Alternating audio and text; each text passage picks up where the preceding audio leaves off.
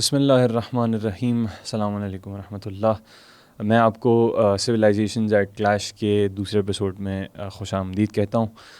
جس طرح آپ نے پہلے ایپیسوڈ میں یقیناً بھی دیکھا ہوگا، ہم نے کوشش کی کہ تھوڑا سا اس پورے سینیریو کو کہ جو ہمارے سامنے انفولڈ ہو رہا ہے، جو کہ ایک بظاہر ایک جنگ کا سینیریو ہے، جو کہ بہت طاقت فرسا جنگ اب ثابت ہو رہی ہے ایٹ لیسٹ ویسٹرن ہیجمنی کے لیے. اس کو ہم نے اس پیراہے میں دیکھنے کی کوشش کی کہ یہ بنیادی طور پہ جو یہ کانفلکٹ ہے، یہ جو جنگ ہے، یہ دو سویلائزیشنز کی جنگ ہے. یہ جو دو پولیٹیکل پیراڈائمز کی، دو منظومہ فکری کی، دو الگ تفکرات، دو الگ فکروں کی جنگ ہے. اسی پیراہے میں ہم نے پہلے ایپیسوڈ میں تھوڑا سا اس اینگل سے دیکھنے کی چیزوں کو کوشش کی کہ یہ جو بنیادی ڈفرینس ہے ان دونوں پولیٹیکل پیراڈائمز میں، کہ جو آپس میں آج نبرد آزما ہیں، یہ روٹ بیک کرتا ہے ٹو دا اسلامک ریولیوشن جو کہ آیا 1979 میں. اس کے فلاسفیکل جو روٹ کازز ہیں، بیک گراؤنڈز ہیں، اور اس کی جو بنیادی فکر ہے، اس کو تھوڑا سا ہم نے پہلی ایپیسوڈ میں دیکھنے کی کوشش کی. اب کہ جب ہم وہ چیزیں تھوڑی سی سیٹل کر چکے ہیں، البتہ اس موضوع میں اپنی جگہ پر ابھی بھی جو ہے وہ تشنگی باقی ہے، اور بوقت کافی بشرط حیات انشاءاللہ اس کو کبھی دوبارہ مزید ڈفرینٹ اینگل سے دیکھنے کی کوشش کریں گے. لیکن آج ہم جس طرف اشارہ کرنے کی یا جس طرف اپنی توجہات کو مرکوز کرنے کی کوشش کریں گے اس ایپیسوڈ میں سویلائزیشنز ایٹ کلیش کے، وہ یہ ہے کہ بہرحال ایک انقلاب وجود میں آیا، انقلاب برپا ہوا. اس انقلاب نے اپنے جو ظاہری ٹارگٹس ہیں ان کو اچیو کر لیا، وچ واز ایمیننٹلی کہ شاہ کی رجیم کو جو ہے وہ ڈسمینٹل کر دیا جائے. لیکن پھر اس انقلاب کے جو بنیادی آئیڈیلز ہیں، اس کے نتیجے میں وجود میں آنے والی جو اسٹیٹ ہے، یا وجود میں آنے والا جو پولیٹیکل انفراسٹرکچر ہے، یا پھر یوں کہہ لیجیے کہ حضور یا وجود میں آنے والی جو پولیٹیکل فلاسفی ہے، وہ کیا ہے، وہ نظام کیا ہے. آیا وہ واقعی میں اس کو کہا جا سکتا ہے، یا اس لائق ہے کہ اس نظام کو ایک اسلامی نظام کہا جا سکے؟ آیا وہ اسلامی نظام محض ایک اسلامک اسٹیٹ ہے جو کہ اپنے آپ کو مسلمان کہتی ہے، جیسے بہت ساری اور مسلمان اسٹیٹس اپنے آپ کو مسلمان کہتی ہیں، یا پھر اس سے کچھ مختلف ہے؟ انہی سب پیراہوں میں، انہی سب ڈائریکشنز میں، ڈائمنشنز میں گفتگو کرنے کے لیے آج سویلائزیشنز ایٹ کلیش کی اس ایپیسوڈ میں ہم نے زحمت دی ہے روح اللہ رضوی کو. روح اللہ بھائی السلام علیکم. السلام علیکم ورحمۃ اللہ. کیسے ہیں آپ؟ خیریت سے ہیں؟ الحمدللہ.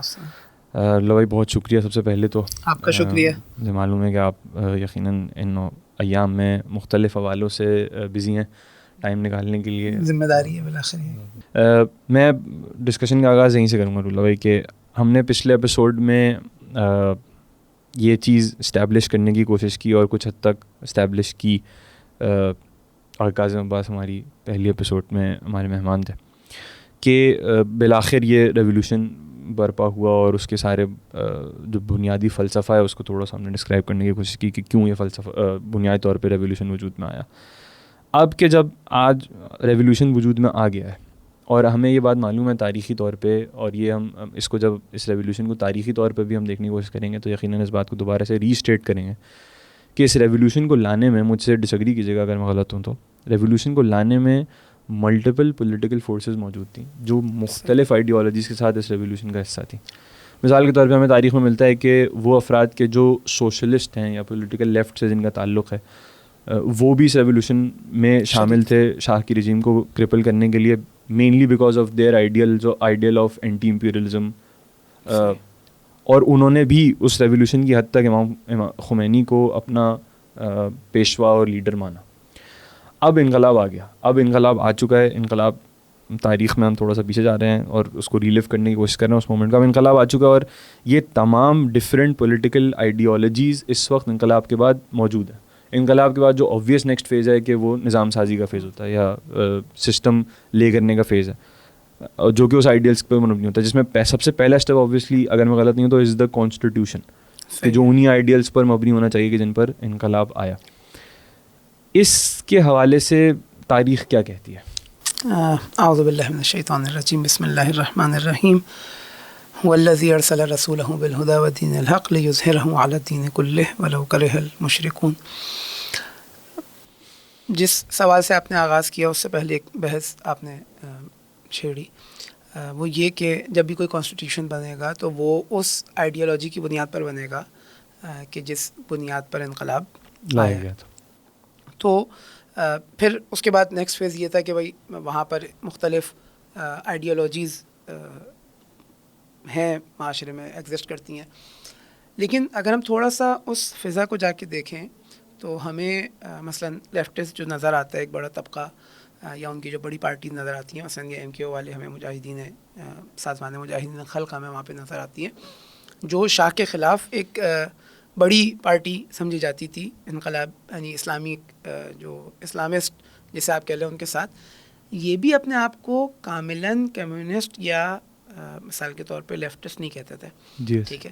یہ بھی اپنے آپ کو اسلام گرا اور اسلامسٹ کہتے تھے, تھوڑا سا اس جو فلیور تھا وہ سوشلزم کا اس کے ساتھ, ٹھیک ہے.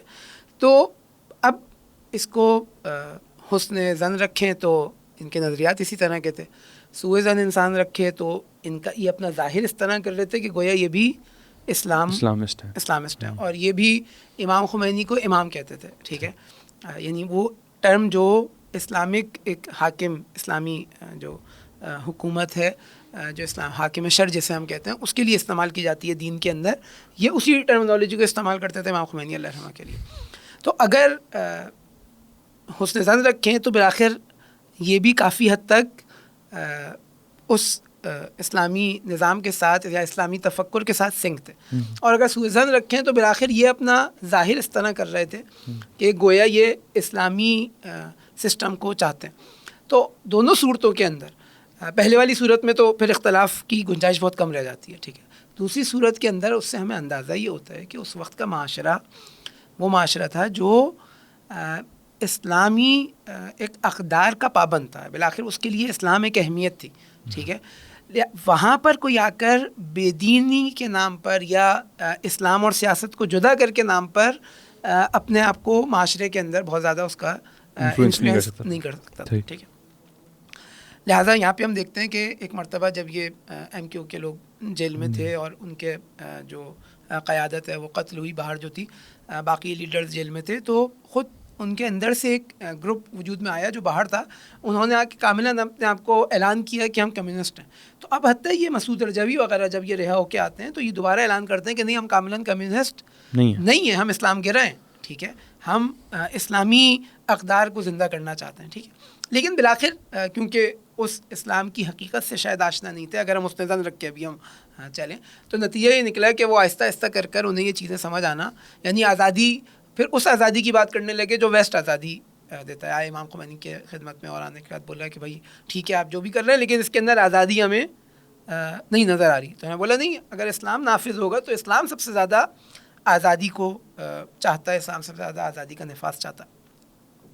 لہٰذا وہاں پر جس آزادی کی وہ بات کر رہے تھے اور جس آزادی کی امام خمینی بات کر رہے تھے, ان دونوں آزادیوں کے اندر ایک فرق, پولیٹیکل ڈیفینیشن کا فرق تھا. ہاں, تو اب نتیجہ یہ نکلا کہ ایک چیز جو میں فی الحال اس سوال کے جواب میں سمجھانا چاہ رہا ہوں وہ یہ کہ عوام کے اندر علماء کا انفلوئنس بالآخر مرجعیت تھی. اسلام یعنی آپ حتیٰ انقلاب سے پہلے بھی آپ دیکھیں, آقا بروجردی کا دور دیکھیں تو یعنی ٹھیک ہے کہ مثلاً وہ بہت سارے بیانات میں ہمیں اندازہ ہوتا ہے کہ وہ شاید یہ سمجھتے ہوں کہ ہم حکومت خود چلا نہیں سکتے, لیکن پبلک کی جو فالوئنگ تھی مرجعیت کی نسبت, اور اس سے پہلے ہمیں مرزا شیرازی کا جو فتویٰ تمباکو والا آتا ہے ایران کے اندر, ہمیں کتنا آسانی کے ساتھ نظر آتا ہے کہ بادشاہت جو ہے اپنی پوری قدرت کے ساتھ موجود ہے, اس کے خلاف کوئی تحریک نہیں چل رہی, لیکن بادشاہ کے دربار کے اندر بھی مرجع کا فتویٰ چل رہا ہے. یعنی سوشل سٹرکچر یہ ہے کہ انقلاب سے پہلے کے باوجود اس کے کہ مونارک اپنی مونارکی کے اندر موجود ہے اور سپریم پوزیشن رکھتا ہے, اپنی پوری قدرت کے اندر موجود ہے, باوجود اس کا جو حکم کا انفلوئنس ہے وہ عوام میں نہیں ہے جتنا کہ کسی مرجع تقلید کا انفلوئنس. یہ حقیقت ہے اس سوسائٹی ہمیں نظر آتا ہے نا. مثلاً جیسے کیونکہ اس وقت ہمارے ساتھ تو ایک پریکٹیکل یعنی سب کانٹیننٹ کے اندر جو ہوا ایسٹ انڈیا کمپنی آئی اور آنے کے بعد وہ تمباکو کے کاروبار کے نام پہ پورا جو سب کانٹیننٹ ہے اس کے اوپر قابض ہو گئی. سیم ایز اٹ از یہی پلان ان کا ایران کے لیے بھی تھا, لیکن ایک مرجع کے فتوے نے اس کو ختم کر دیا. یعنی حتیٰ کہا جاتا ہے کہ جب بادشاہ کے دربار میں تمباکو اس نے منگوایا تو اس نے بولا بھائی مرجع نے منع کر دیا, تو اب تمباکو دربار میں بادشاہ نے منع کیا کہ میں اس کو استعمال نہیں کروں. نہیں, بادشاہ نے نہیں منع کیا, بادشاہ نے درباریوں سے منگوایا کہ بھائی تمباکو لاؤ, مثلاً حقہ پینا ہے یا جو بھی ہے, تو درباریوں نے منع کر دیا کہ بھائی آپ بادشاہ اپنی جگہ, لیکن مرجع نے اجازت نہیں دی ہے, تو اب تمباکو خرید و فروش اس کی حرام ہے, ٹھیک ہے. تو اتنا زیادہ پینیٹریشن مرجعیت کا، علماء کا عوام کے اندر موجود تھا. ٹھیک ہے. اب جب کوئی بھی تحریک چلی، ظاہر سی بات ہے اس کے اندر خواص کا طبقہ ایسا ہے کہ جو مختلف نظریات رکھتا ہے، لیکن جب عوام کے اندر ہم بات کریں تو ہمیں ایک علماء اور دینی اقدار کے ساتھ جو محبت اور رابطہ ان کا وہ بہت زیادہ قوی نظر آتا ہے. لہٰذا جب یہ سلسلہ آگے بڑھا تو اب ایسا نہیں ہوا کہ مثلاً یعنی جب ہم خود اس میں دیکھیں تو اب سب متفق ہیں امام خمینی کی قیادت کے اوپر. یعنی اب اس کو میں ریڈرا کرنے کی کوشش کروں تو لیفٹسٹ اپنی کمیونسٹ آئیڈیالوجی کے تحت بھی انقلاب لے کر کے آ رہا ہے اور اینٹی امپیریلزم کے لیے مجاہدت کر رہا ہے، وہ بھی امام خمینی کو اپنا امام کہہ رہا ہے انقلاب سے پہلے. عوامی جو لیڈرشپ ہے وہ ایک ہی شخص کے پاس ہے، یعنی آپ کو اس لیول کا لیڈر کوئی اور نظر نہیں آتا. اب ایک امید ہوتی ہے کہ بالآخر جب ہم بھی ساتھ ہوں گے، اب میں اس کو دیکھنا پڑے گا کہ اب ہم بھی ساتھ ہیں، جب انقلاب آ جائے گا، جب حکومت بنے گی تو ہمیں بھی تھوڑا سا حصہ ہماری بھی تو چلے گی نا کچھ نہ کچھ. ٹھیک ہے.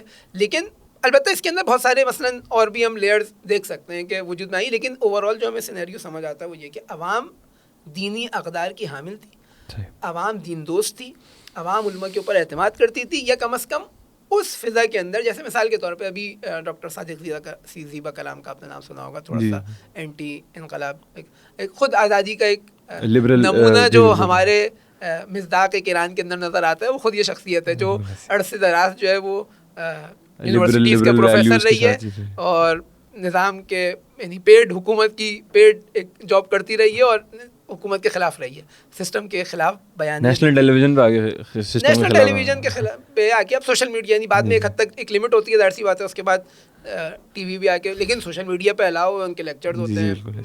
یعنی پروفیسر تھے مثلاً اس وقت کتابیں لکھ رہے تھے شاہ کی دانشگاہ تہران میں اور شاہ کے حمایت میں اور انعام کے خلاف.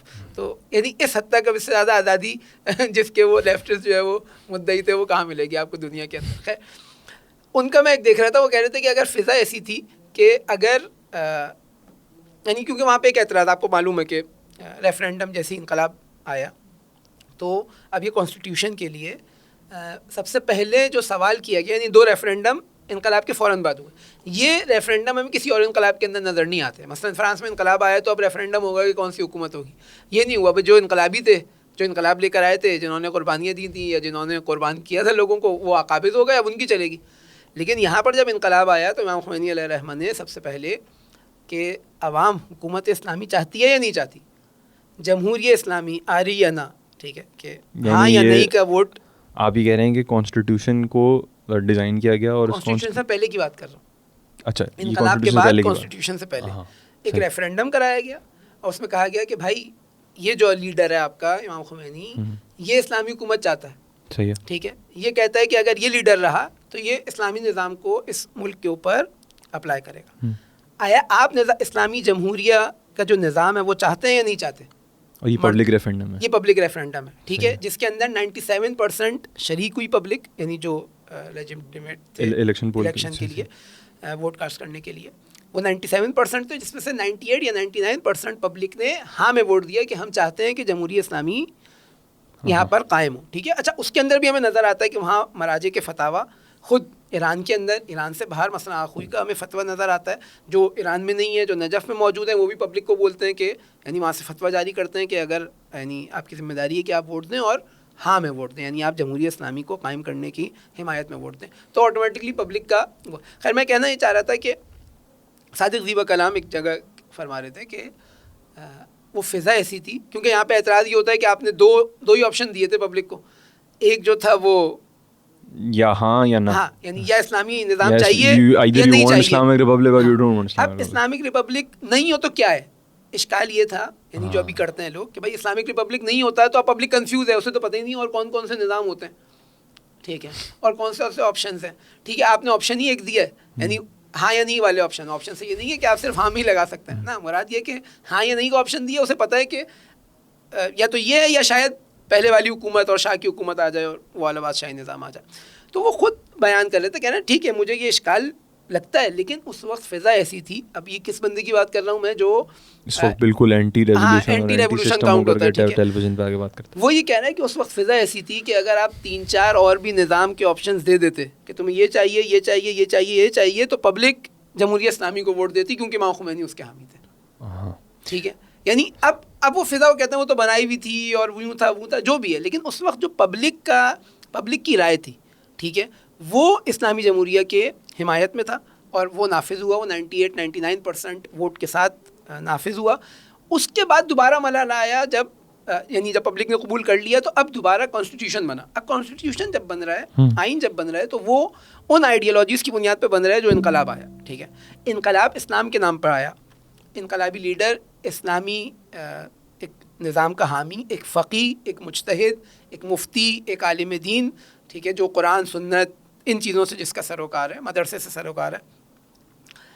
اب وہ جب کانسٹیٹیوشن بنا رہا ہے تو اس آئیڈیالوجی کی بنیاد پہ بنا رہا ہے. ٹھیک ہے, وہ آئیڈیالوجی کیا ہے؟ وہ آئیڈیالوجی یہ ہے کہ دین کا نفاذ ہونا ہے. وہ آئیڈیالوجی یہ ہے کہ اللہ کی تعلیمات کا, کیونکہ اللہ حاکم ہے اس تصور کائنات ورلڈ ویو کے مطابق. جب اللہ حاکم ہے تو اس دنیا میں جو امپلیمنٹیشن ہوگی وہ اللہ کے قانون کی ہونی ہے. کون کرے گا؟ جس کو اللہ نے اجازت دی ہے. ٹھیک ہے, اب اس کے تحت ایک کانسٹیٹیوشن تشکیل دیا گیا. ٹھیک ہے, جس میں ولایت فقیہ مطلقہ کا تصور امام خمینی علیہ الرحمہ نے اور جو فقہا نے اور جو پوری ٹیمز بنی تھی بیوروکریسی اور تمام افراد, ان سب نے اس آئین کو تشکیل دیا جس کے اندر ولایت فقیہ مطلقہ کا تصور تھا.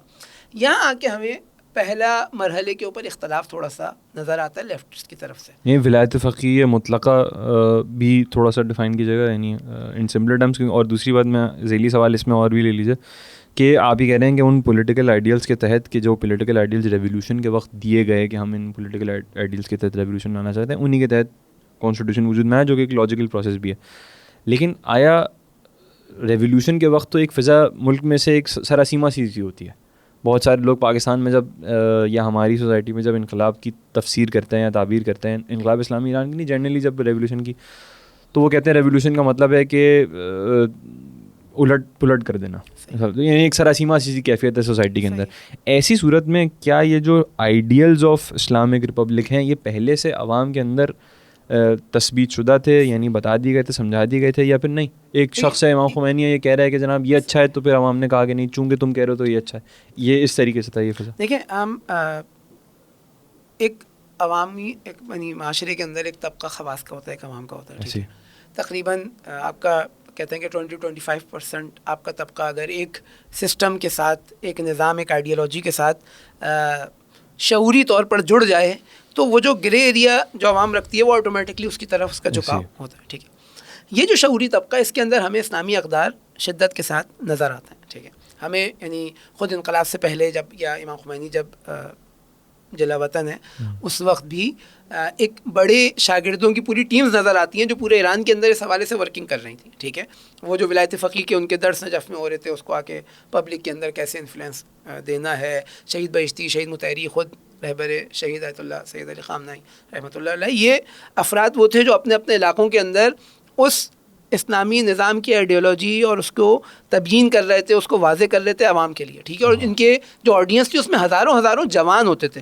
ٹھیک ہے, دس از پری ریولیوشن. جی, یہ پری ریولیوشن کی بات کر رہا ہوں, اور وہ کتابیں آج بھی موجود ہیں. یعنی وہ جو بنیاد ہم بات کر رہے ہیں کہ ایک دم سے ہو گیا اور یہ سب نہیں ہے, وہ بنیادیں ہمیں انقلاب سے پہلے جو ان کی تقاریر ہیں, ان کی اسپیچز ہیں, ان کی مجالس ہیں, درس دروس ہیں, وہ ہمیں 8 سال 10 سال 15 سال پہلے ہمیں آج بھی کتابوں کی صورت میں وہ موجود ہیں. کہ مثال کے طور پہ مسجد امام حسن میں رہبر کے تقاریر مشہد کے اندر, شہید مطہری کی مثلا مختلف جگہوں پر ہیں, شہید بہشتی کی ہیں. اب یہ ایک سسٹمیٹک انداز میں یہ کام چل رہا تھا. ٹھیک ہے, شاید اس طرح آپس میں مربوط وہ نہ ہو بالآخر, لیکن کیونکہ اسلامی افکار کے حامل لوگ تھے, قرآن و سنت کو جاننے والے لوگ تھے, لہٰذا ڈائمنشن ان کی تقریباً ملتے جلتے افکار پورے ایران کے اندر وہ نظر آ رہے تھے.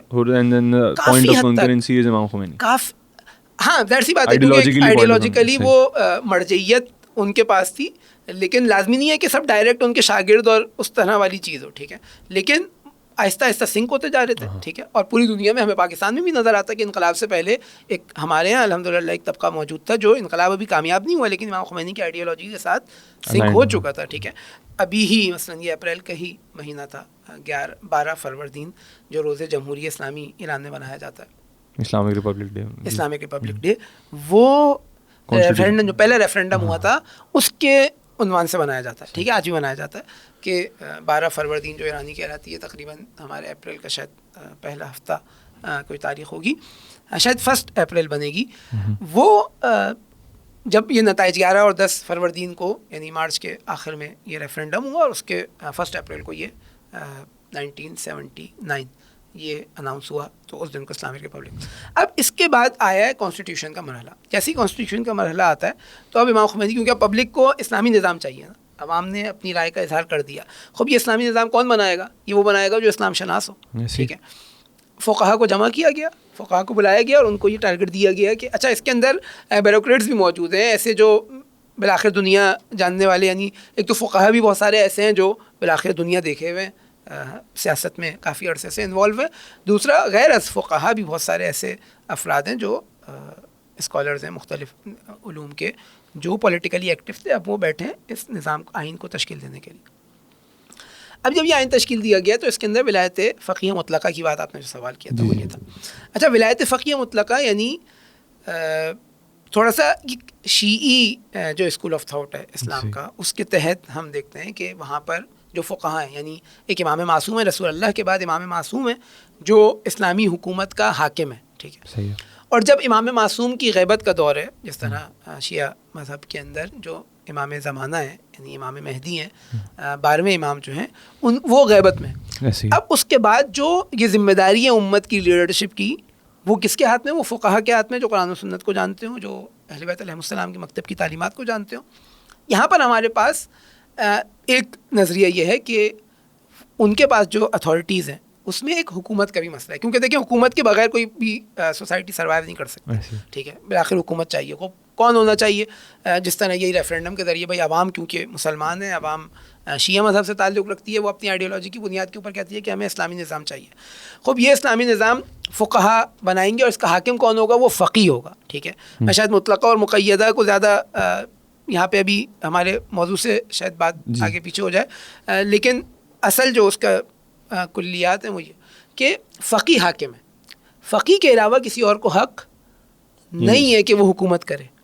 کیوں؟ کیونکہ یہ منصب کس کا؟ یہ منصب در حقیقت اللہ تعالیٰ کا. اس نے یہ منصب رسول اللہ کو دیا. ٹھیک ہے, وہ رسول اللہ نے یہ منصب ائمہ علیہ السلام کے بارے میں بتایا اللہ کے حکم سے. اور اب جب امام غیبت میں جا رہا ہے, امام معصوم, تو اب وہ یہ اتھارٹی دے کر جا رہا ہے کس کو؟ ایک فقی کو. ٹھیک ہے, چاہے ہمارے پاس اس کے روائی ادلہ بھی ہیں, اس کے پاس ہمارے عقلی ادلہ. اس میں معذرت, ویسے تو ہمارا ٹاپک اس وقت ظاہر ہے ولایت فقیہ نہیں ہے, البتہ چونکہ ہم اس سویلائزیشن ایٹ کلاش کی بات کر رہے ہیں تو ایک سویلائزیشن کی ڈسکرپشن تو صحیح سے ہمارے پاس نہیں ہے, اس وقت ہم اس کلاش کو نہیں سمجھ سکتے. لیکن اس میں ایک ذیلی سوال چھوٹا سا یہ لے لیجیے, آپ یہ کہہ رہے ہیں کہ جو شیعہ اسکول آف تھاٹ میں کیا اس پولیٹیکل پیراڈائم میں جب 12th امام جو ہے وہ مثال کے طور پہ غیبت میں جا رہا ہے تو وہ یہ اتھارٹی دے کر کے جا رہا ہے کسی کو, تو آیا وہ یہ اتھارٹی, مطلب وہ تو غیبت میں apparently Shia school of thought کے مطابق اس کے ساتھ کسی کا کنیکشن نہیں ہے. صحیح ہے, ابتدائی یعنی ہسٹوریکلی ہم دیکھیں تو ابتدائی جو دور ہے اس کے اندر 4 نائبین ایسے ہیں ان کے جو ان سے کنیکشن میں. ٹھیک ہے, اس کے بعد کا جو دور ہے وہ جسے ہم کہتے ہیں نیابت عامہ, یعنی ایسے افراد جسے شخص کے طور پر ڈیفائن نہیں کیا, لیکن ان کے جو صفات ہیں کہ کن یعنی اس کے اندر کیا صفات ہونی چاہیے کہ وہ آپ اس فرد کو امام کا نائب سمجھو یا نمائندہ سمجھو یا فقی اپنا حاکم سمجھو, وہ بیان کی گئی ہیں. وہ روایات میں خود امام زمانہ کی روایات, ان سے پہلے جو دیگر ائمہ ہیں ان کی روایات کے اندر بیان کی گئی ہیں. دوسرا, ہم عقلی طور پہ بھی آئیں, میں ایک آئیڈیالوجی کو مانتا ہوں, اس آئیڈیالوجی کی بنیاد کے اوپر جب حکومت بنانے کا وقت آئے گا تو میں اس یعنی یہ جو آئیڈیالوجی کو امپلیمنٹ کروں گا یہ اسی ورلڈ ویو اور نظریے کی بنیاد کے اوپر تشکیل دوں گا. ٹھیک ہے, ایسا تو نہیں ہو سکتا کہ میں کہوں کہ مثلاً اس کائنات کا جو حقیقی خالق و مالک ہے وہ اللہ ہے, لیکن جب امپلیمنٹیشن کی بات آئے گی قانون کی تو اللہ جو ہے اس کو میں اگنور کر دوں گا اور سائڈ لائن کر دوں گا کہ نہیں اب یہ نظریہ اور عقائد جو ہیں یہ ہٹ جائیں, میں کسی اور بنیاد کے اوپر نہیں. یہ تو کوئی بھی عاقل انسان جو کیا چیز ہے اور کیا نہیں ہے اس کی بنیاد پہ یہ طے کرتا ہے کہ کیا ہونا چاہیے اور کیا نہیں ہونا چاہیے. ٹھیک ہے, تو جب ہم اسلامی یا الہی تصور کائنات کو مانتے ہیں, الہی آئیڈیالوجی کو مانتے ہیں, تو امپلیمنٹیشن بھی ہماری اس کے مطابق ہوگی. اور یہ بہت سادہ سا وہ ہے, اسی کو ہم آسان الفاظ میں ہم ولایت فقیہ کہ اب امام معصوم جو ہے اس کا یعنی حکومت تو ظاہر سی بات ہے کہ کوئی نہ کوئی تو کرے گا. امام معصوم نہیں ہے جس کو اللہ نے نامینیٹ کیا. اب میں روایات سے ہٹ کے بات کر رہا ہوں. خوب, اب یہ جو حکومت کر رہا ہے یعنی اب یہ کیسا ہونا چاہیے؟ یہ حکومت چلانے میں جو صلاحیتیں ضروری ہیں ان میں شبیہ ترین شخص ہونا چاہیے باقی لوگوں کی نسبت اپنے زمانے کے امام سے یا امام معصوم سے. ٹھیک ہے, یعنی حکومت کی صلاحیت اس کے اندر زیادہ ہو, فقاہت کی صلاحیت باقی لوگوں سے زیادہ ہو. ٹھیک ہے, وہ متقی پرہیزگار باقی لوگوں سے زیادہ ہو, وہ شجاع باقی لوگوں سے زیادہ ہو, وہ اچھا مینیجر باقی لوگوں سے زیادہ ہو, وہ حالات کو زیادہ, دنیا کے حالات کو باقی لوگوں سے زیادہ جانتا ہو. یعنی وہ صلاحیتیں جو ایک حاکم کے لیے ضروری ہیں, جسے ہم 100% امام معصوم میں دیکھتے ہیں, وہ باقی انسانوں میں بھی کس کے اندر سب سے زیادہ ہے, اس کا انتخاب یعنی relative to the absolute authority which is the 12th امام یا امام معصوم, یا امام معصوم کی ٹرمینالوجی کو اگر میں تھوڑا سا کھول کے بیان کر دوں تو امام معصوم یعنی وہ امام جو غلطیوں سے پاک ہے اور ڈائریکٹلی اپوائنٹی ہے اللہ تعالیٰ کی طرف سے. لیکن اگر اس کی غیبت کی بحث ہے تو اس وقت ریلیٹو ٹو ہز ایبلٹیز جو سب سے کلوزسٹ ہے اس کے, he has the ultimate right to, سب سے کلوزسٹ اس معنی میں ریلیٹیولی کلوزسٹ, ہاں یعنی باقی افراد کے اعتبار سے کلوزسٹ. میں یہاں پہ یہ کہہ رہا تھا, یہ جو ولایت فقیہ مطلقہ کا جب یہاں پہ تصور آیا, تو اب یہاں سے وہ جو آپ کہہ رہے تھے کہ اختلاف تھا, وہ لوگ آئے اور آنے کے بعد جو لیفٹسٹ تھے انہوں نے یہاں پہ آ کے اختلاف شروع کیا, لیکن عوامی طور پر ایسا نہیں ہوا کہ عوام اس کو خود, کیونکہ اس کانسٹیٹیوشن کے اوپر دوبارہ ریفرینڈم ہوا. جب اس کانسٹیٹیوشن کے اوپر دوبارہ ریفرینڈم ہوا تو پھر عوامی رائے اس کی حمایت میں آئی. یعنی آپ یہ کہہ رہے ہیں ایک دفعہ پہلے ریفرینڈم ہوا کہ تمہیں نظام, سب سے پہلے تو انقلاب آ گیا, ٹھیک ہے, جسے عوامی انقلاب, ٹھیک ہے, خود یہ ایک طرح سے ریفرینڈم ہی تھا نا, یعنی ایک خود عوامی حمایت کے باوجود اب اتنی مقبولیت اور پاپولیرٹی تھی امام خمینی کی کہ وہ بغیر ریفرینڈم کے اپنی حکومت قائم کر سکتے تھے, لیکن نہیں, ٹھیک ہے, انہوں نے نہیں کی, انہوں نے ریفرینڈم کرایا, ٹھیک ہے, اس میں پبلک نے ہاں بولا کہ آپ اسلامی جمہوریہ قائم کریں. جب ہاں بول دیا تو انہوں نے بولا اب اسلامی جمہوریہ قائم ہوگا, اس کا آئین بنے گا. تو جب آئین بنا لیا فقہا نے اور مثلاً دیگر جو بیوروکریٹس اور دیگر افراد تھے انہوں نے, تو اب دوبارہ یہ آئین عوام کے سامنے پیش کیا گیا اور عوام کو بولا اب اس آئین کے اوپر رائے دو کہ تمہیں آئین قبول ہے یا نہیں ہے. یہ دوبارہ ریفرینڈم ہوا اور پبلک نے اس کی بھی حمایت کی. میری نگاہ میں شاید میری تاریخ پہ تو اچھا عبور نہیں ہو, آپ کی نگاہ میں کوئی ایسا سسٹم ہے کہ جو ریولیوشن کے آنے کے بعد تو پہلا والا ریفرینڈم بھی کہیں نظر نہیں آتا, ووٹ کے لیے پٹ کرتا ہے عوام کے. میں کہہ رہا ہوں خود یہ کہ حکومت ہماری ہو, کانسٹیٹیوشن تو چھوڑ دیں کہ ہم حکومت جو ہم انقلاب لے کے آئے ہیں اور ہمارے ہاتھ میں اس انقلاب کی لیڈرشپ تھی, اب حکومت ہماری بننی چاہیے, اس کے اوپر بھی آپ کو کوئی ریفرینڈم نظر نہیں آتا. اور اب آ کے ویسٹ پروپیگنڈا کرتا ہے کہ اگر نظام اسلامی کے لوگ حامی ہیں تو ریفرینڈم کرا دیں. یعنی کون وہ جس نے آج تک زندگی میں کوئی ریفرینڈم نہیں کرایا, وہ اس نظام کو آ کے چیلنج کر رہا ہے کہ جس نے اپنے کامیابی کے عروج پہ, اپنی طاقت کے عروج کے اوپر 2 ریفرینڈم لگاتار کرائے, ٹھیک ہے.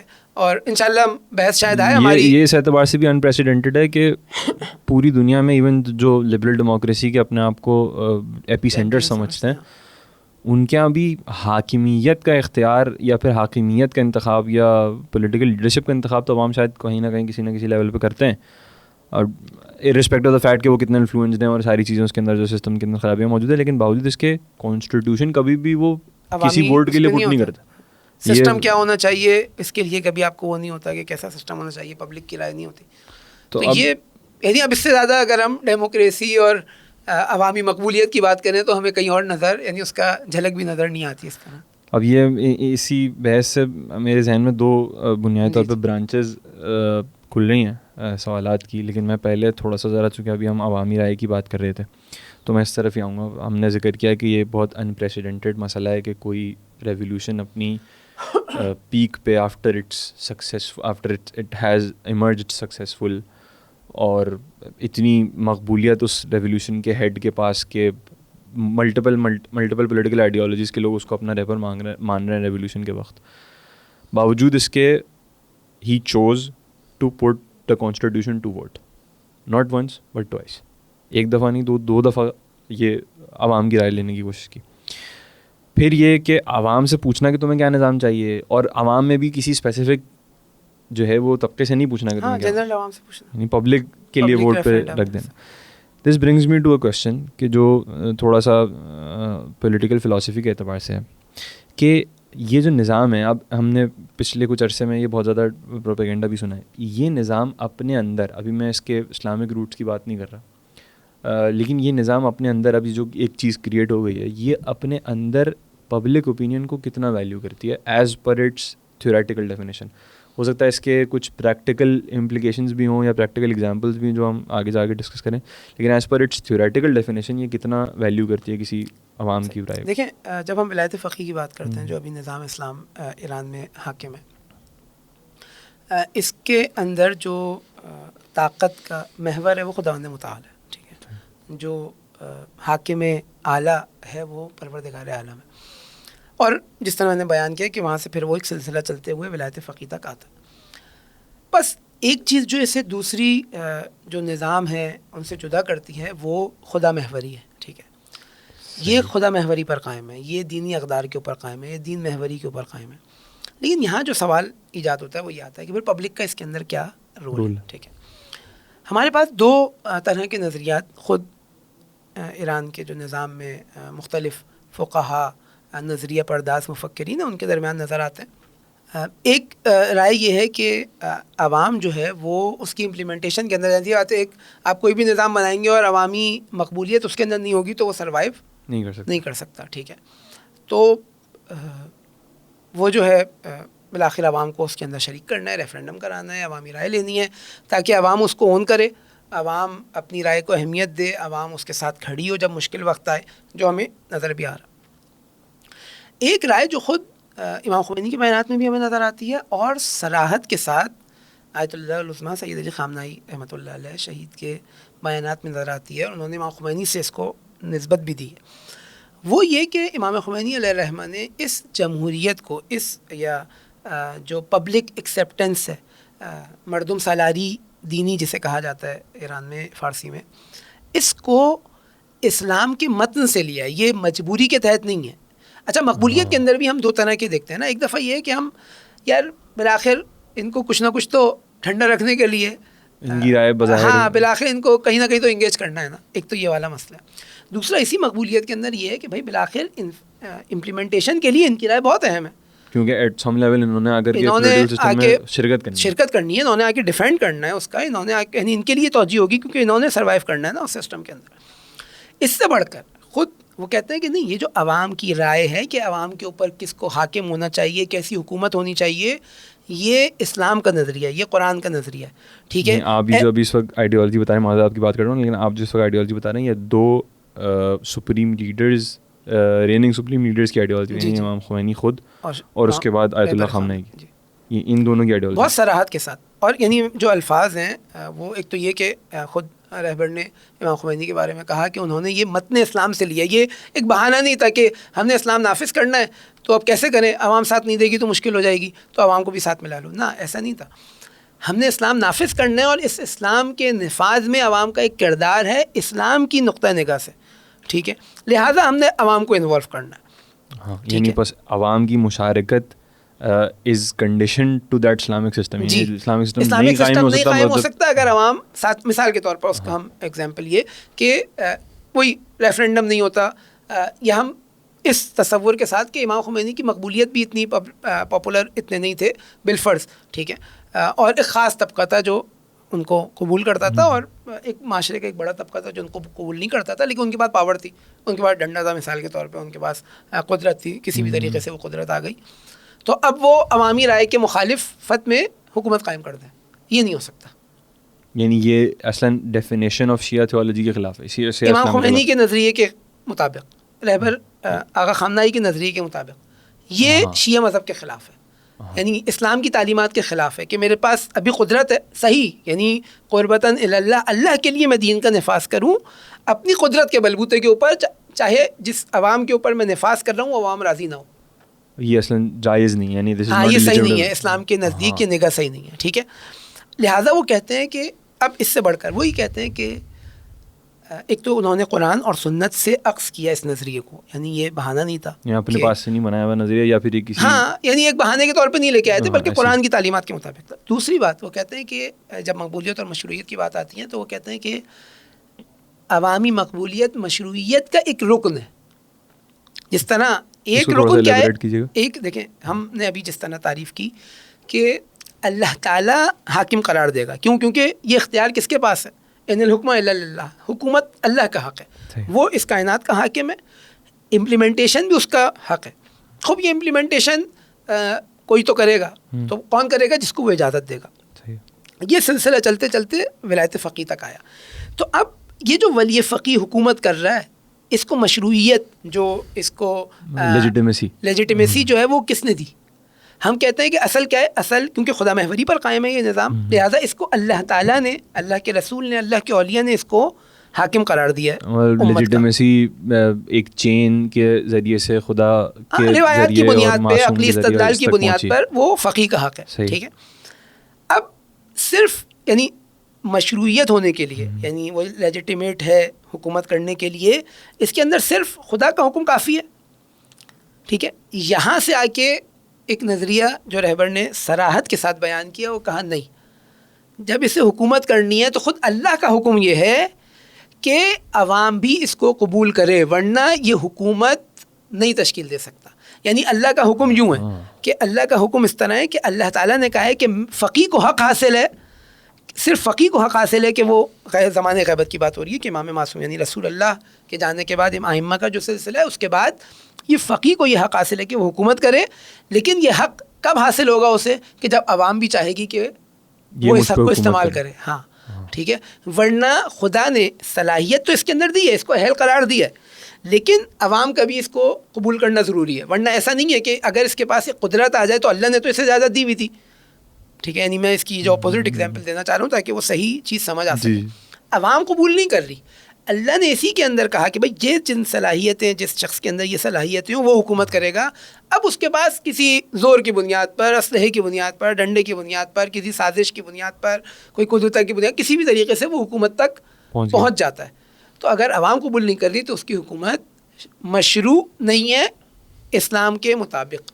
یہ امام خمینی اور آیت اللہ خامنائی کا نظریہ. اگر میں اس کو صحیح سمجھاؤں تو مجھے بتائیے گا کہ ایک تو کسی بھی پولیٹیکل سسٹم کے لیے لیجیٹیمیٹ ہونا ضروری ہے, اور پھر اس لیجیٹیمیسی کا پاپولر ہونا بھی ضروری ہے.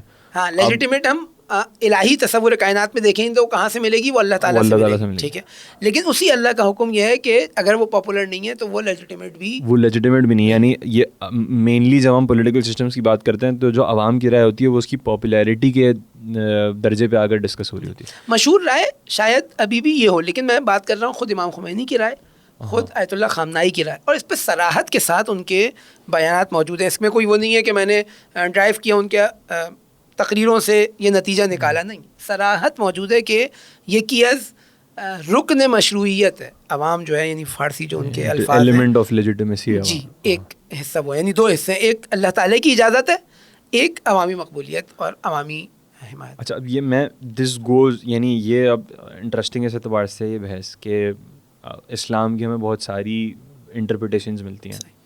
جس طرح ابھی بھی آپ نے بتایا کہ ایون یعنی ہمیں ویسے تو ایک میجر ڈیوائڈ جو سنی اور شیعہ کی ڈیوائڈ ہے تھیولوجیز کے اندر, وہ ویسے ہی ہمیں نظر آتی ہے اسلام میں. پھر شیعوں میں بھی آپ نے یہ نظر بتائی کہ خود انقلاب اسلامی کے اندر یا ریولیوشن کے فقہا کے اندر بھی یہ نظر ہے کہ لیجیٹیمیسی میں, یعنی دونوں یہ ایٹ لیسٹ یہ تو مانتے ہیں دونوں کہ پبلک اوپینین میٹر کرتا ہے, دونوں اس بات پہ تو اس کو انکار نہیں کرتا. لیکن خود جو لیڈرز آف دا ریولیوشن ہیں ان کی اپنی پولیٹیکل فلاسفی جو ڈسکرپشن ہے اس کے مطابق لیجیٹیمیسی کے لیے بھی ضروری ہے کہ عوام کی رائے ہونا چاہیے. اور انہوں نے اس کو ڈیفائن کیا ہے, یعنی جیسے آپ نے کہا بھی آیت اللہ خامنئی کی اسٹیٹمنٹ کہ انہوں نے اس کو اسلام سے اخذ کیا ہے, it is deduced from pure theology. مجھے یہ بتائیے کہ ہاؤ اٹ از اسلامک, یعنی اس کی اسلامک روٹس کیا ہیں, کیا کوئی ایسی اگزامپل ہے ہمارے پاس تاریخ میں, یا پھر اس کی کوئی تھیولوجیکل ڈیفینیشن ہے اسلام سے جس سے انہوں نے یہ اخذ کیا ہے؟ دیکھیں, اسلام کہیں بھی جہاں امپلیمنٹ ہو رہا ہے نا, ہم پریکٹیکلی بھی دیکھیں, قرآن جب الہی, یہ جو میں نے آیت شروع میں پڑھی کہ اسلام, قرآن کا نظریہ یہ کہ اسلام نے غلبہ پانا ہے تمام ادیان پر, تمام افکار پر. لیکن خود یہ جو غلبہ ہے اسلام کا, یہ کیسے ہوگا؟ خود قرآن نے یہ بھی بیان کیا. ٹھیک ہے, لقد ارسلنا رسول, بسم اللہ الرحمن الرحیم, لقد ارسلنا رسولنا بالبینات وانزلنا معهم الکتاب والمیزان لیقوم الناس بالقسط. ٹھیک ہے, لوگ کھڑے ہوں گے عدالت کے لیے. اگر لوگ کھڑے نہیں ہو رہے عدالت کے لیے تو یہ عدالت قائم نہیں ہوگی. ٹھیک ہے, ہمارے خود ہم ہسٹوریکلی بھی دیکھیں تو رسول اللہ کی حکومت مکے میں تشکیل نہیں پاتی, مدینے میں تشکیل پاتی ہے. کیوں پاتی ہے؟ کیونکہ مدینے کے اندر بالآخر ان کی عوام ایک حمایت میں آتی ہے, کھڑی ہوتی ہے. اور اس کے بعد اگر ہم شیعی پوائنٹ آف ویو سے دیکھیں تو ہم کہتے ہیں کہ رسول اللہ کے بعد مولا علی علیہ السلام جو ہیں وہ حاکم قرار دیے گئے.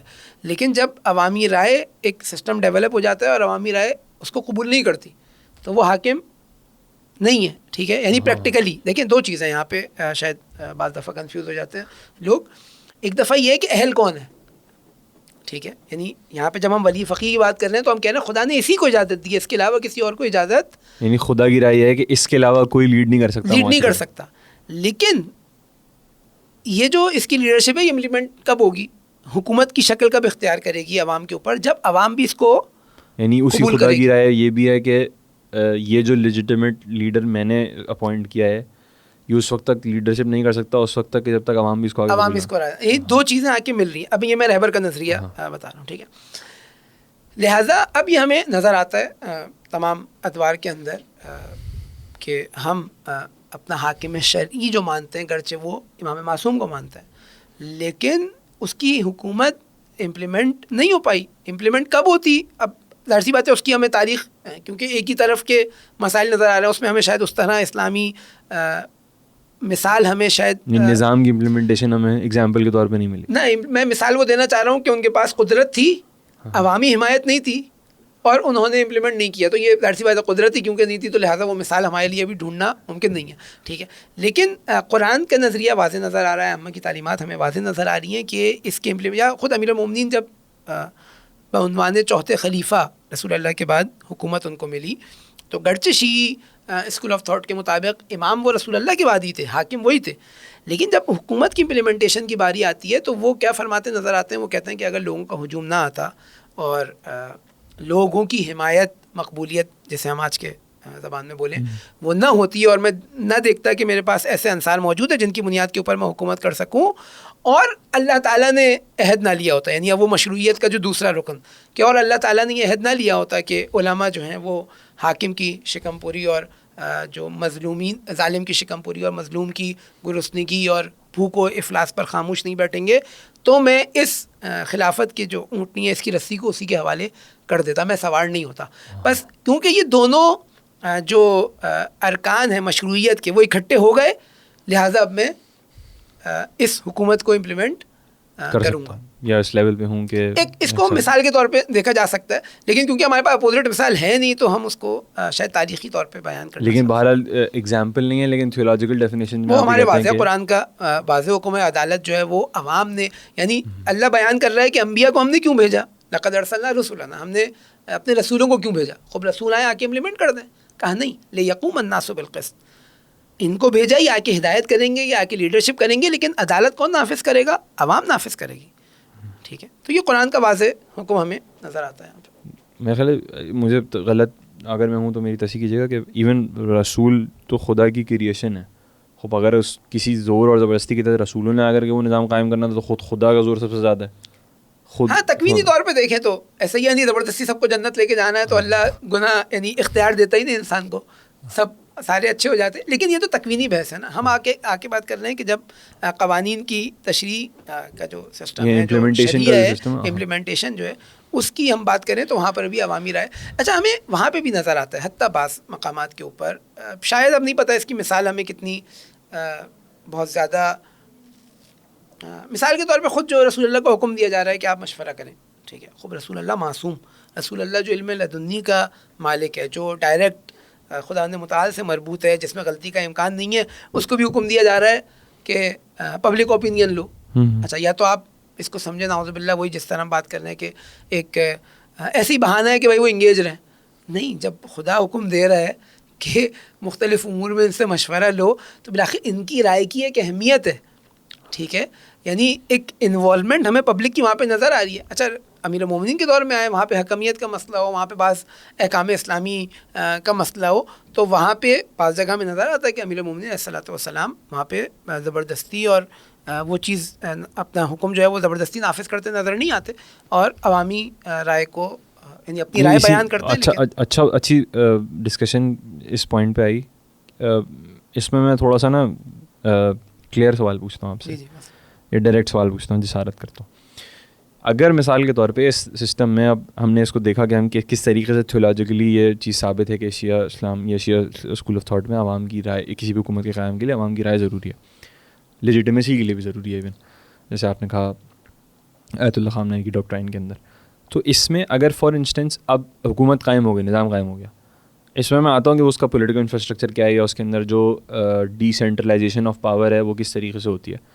لیکن اس سے پہلے اگر مثال کے طور پہ حکومت کے قائم ہو جانے کے بعد اور ایک شخص کے ایک کلیرک کے اس حکومت کے ہیڈ آف دا اسٹیٹ کے طور پہ سلیکٹ ہو جانے کے بعد اگر اس کلیرک کی رائے اور عوام کی رائے میں کوئی اختلاف ہو تو کیا یہ سسٹم عوام کی رائے کی اس حد تک ویلیو کرتا ہے کہ وہ کلیرک آ کے کہے کہ چونکہ میری رائے سے تم اختلاف کر رہے ہو تو میں جو میں کہوں گا وہی ہوگا, یا نہیں جو تم کہہ رہے ہو وہ ہوگا؟ دیکھیں ایک تو اس کی جو آئیڈیولوجیکل بنیادیں نظام کی, وہ جہاں تک اس کی حفاظت کا تعلق ہے, جہاں تک شریعت کی حفاظت کا تعلق ہے, جہاں تک وہ جو اس کے اہداف ہیں نظام کے, ٹھیک ہے, جس جانب اس نے آگے بڑھنا ہے, ٹھیک ہے, اسلامی حکومت نے, اس کا تعلق ہے, تو وہاں پر تو فقی نظارت کرتا ہے اور اس کا حکم وہ چلائے گا قانونی طور پہ بھی, یعنی ایران کے قانون کے طور پہ بھی دیکھیں, اور شرعی طور پہ بھی اس کی ذمہ داری ہے. یعنی اس کا مطلب کہ پولیٹیکل ریلویز بچھانے کے لیے کہ سوسائٹی کس طرف جا رہی ہے اگر تو اس میں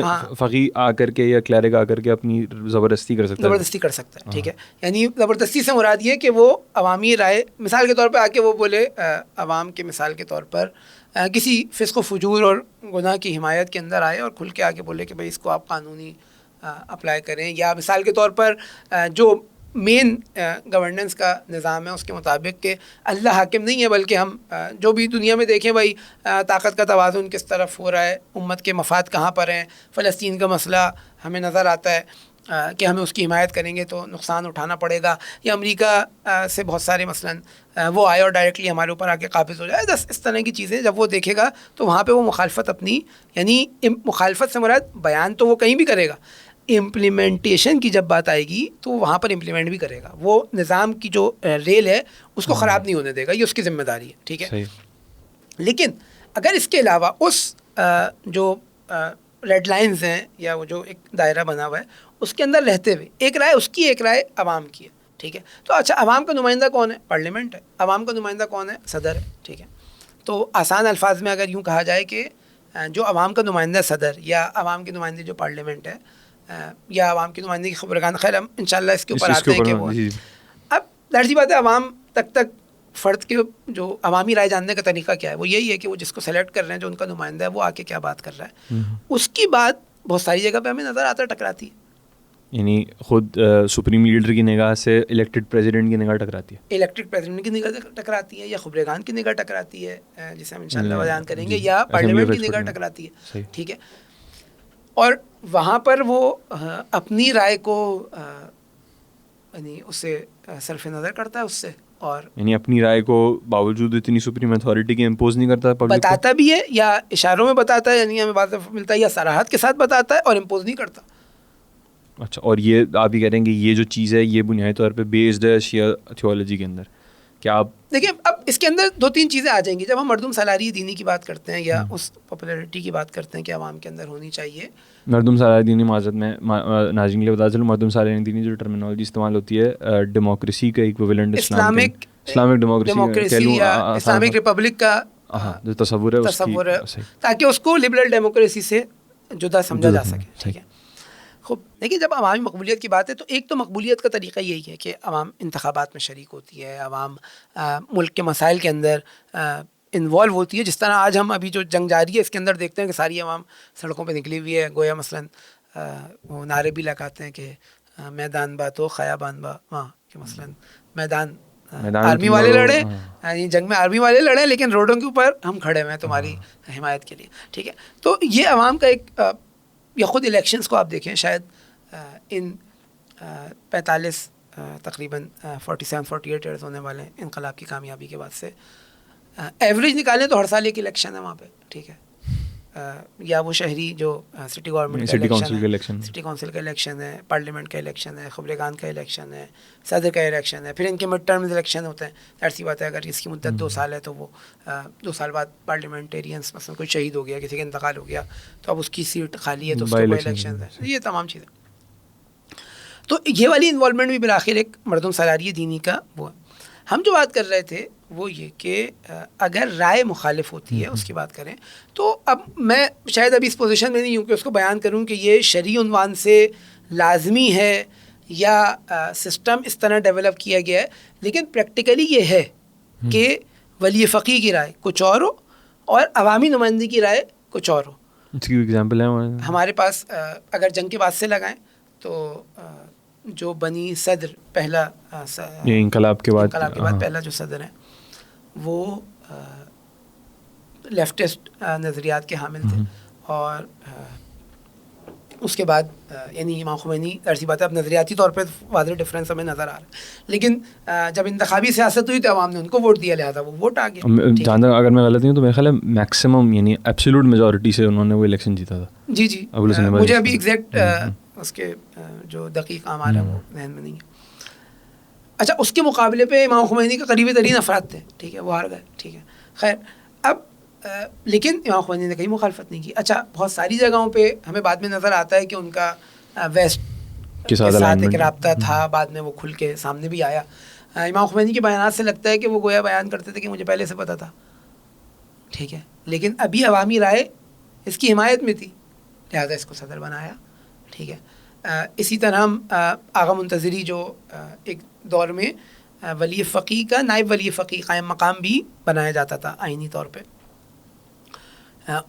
خود امام خمینی کے الفاظ ہیں کہ وہ اس قائم مقامی کے خلاف تھے, ٹھیک ہے, یعنی ان اپنے نظریے کے اندر وہ کہتے تھے کہ بھائی یہ قائم مقام کچھ نہیں ہوتا, ٹھیک ہے, یعنی جب ولی فقی چلے جائے یا اس کی عدالت ساقط ہو جائے, وہ ولی فقی نہ رہے, شہید ہو جائے, مر جائے, تو اب نیکسٹ ولی فقی انتخاب ہوگا, ٹھیک ہے.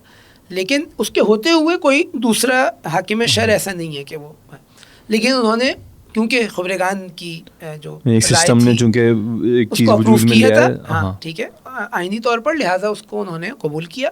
بعد میں جس شخص کو انہوں نے بنایا قائم مقام وہ اس شخص کے بھی مخالف تھے, لیکن اس کے باوجود انہوں نے یعنی اس شخص کے مخالف سینس میں وہ کہتے تھے کہ یہ اچھے فقی ہیں لیکن ان کے سیاست اور حالات سے آگاہ یعنی نہیں ہے کہ مثلا انہیں آسانی سے مثال کے طور پہ دشمن ٹائپ کر سکتا ہے. اور یہ والی چیز انہوں نے بعد میں بیان کیا. انہوں نے خود آغا منتظری کو یہ خط لکھا بھی تھا جب انہوں نے بعض ان کے مسائل ہوئے تو, لیکن اس کے باوجود انہوں نے اس کو قبول کیا.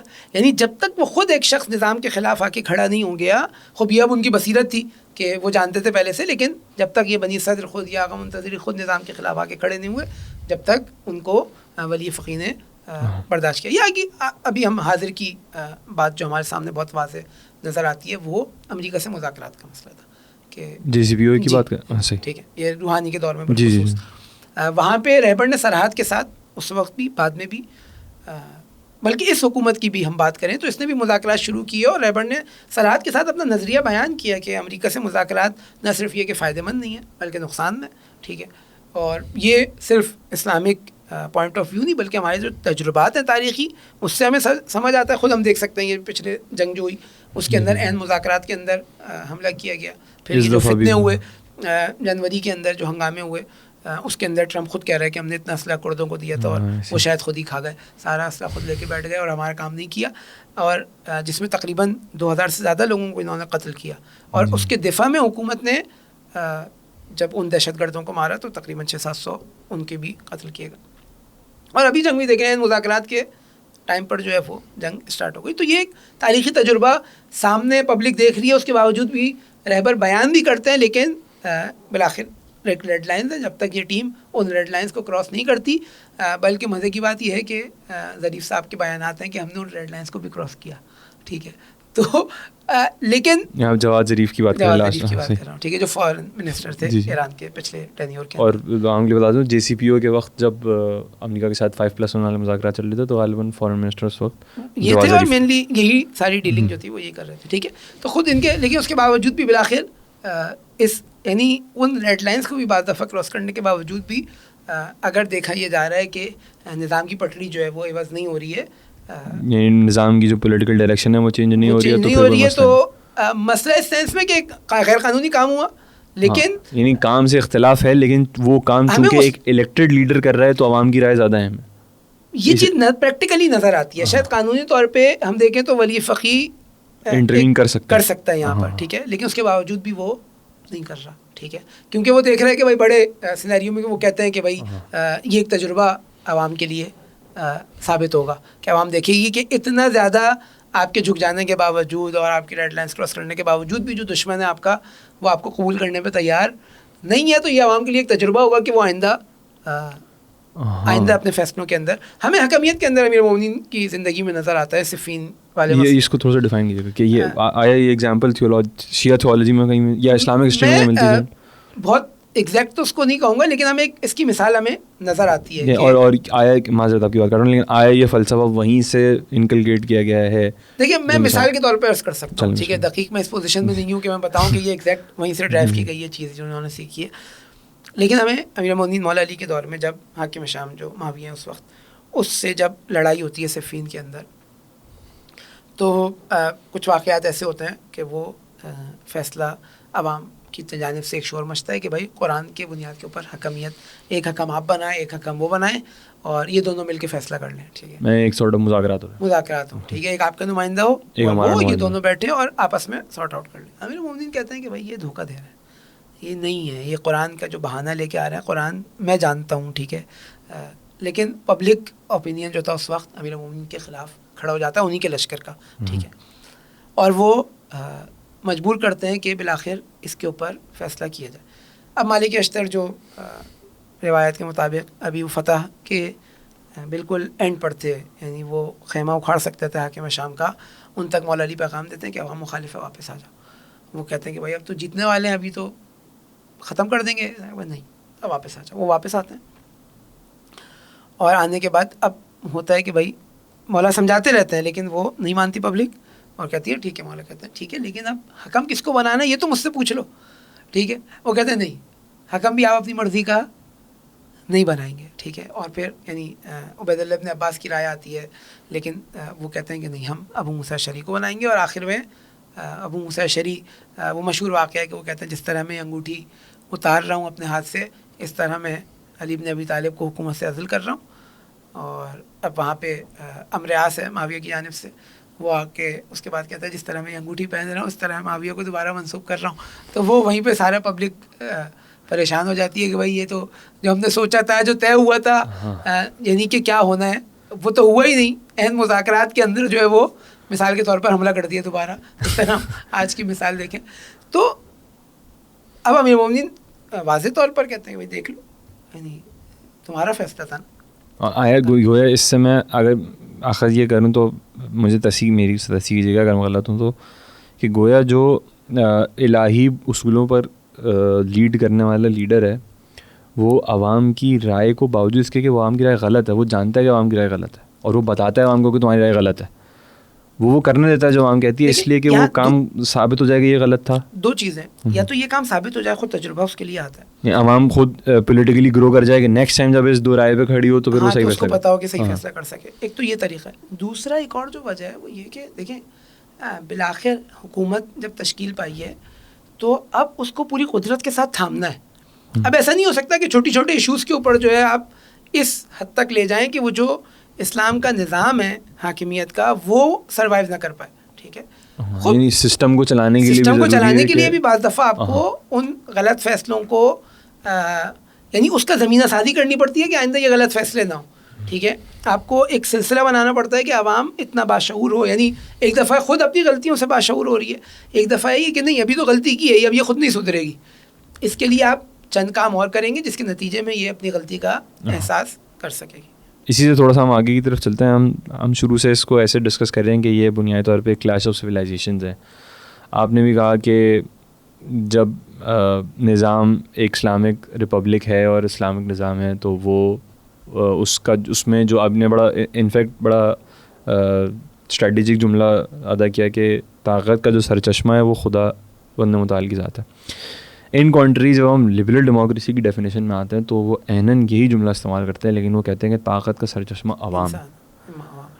یہ جو دو بنیادی فرق ہیں, آیا آپ ان کو فرق آف یا بنیادی ڈفرینس آف فلاسفی سمجھتے ہیں؟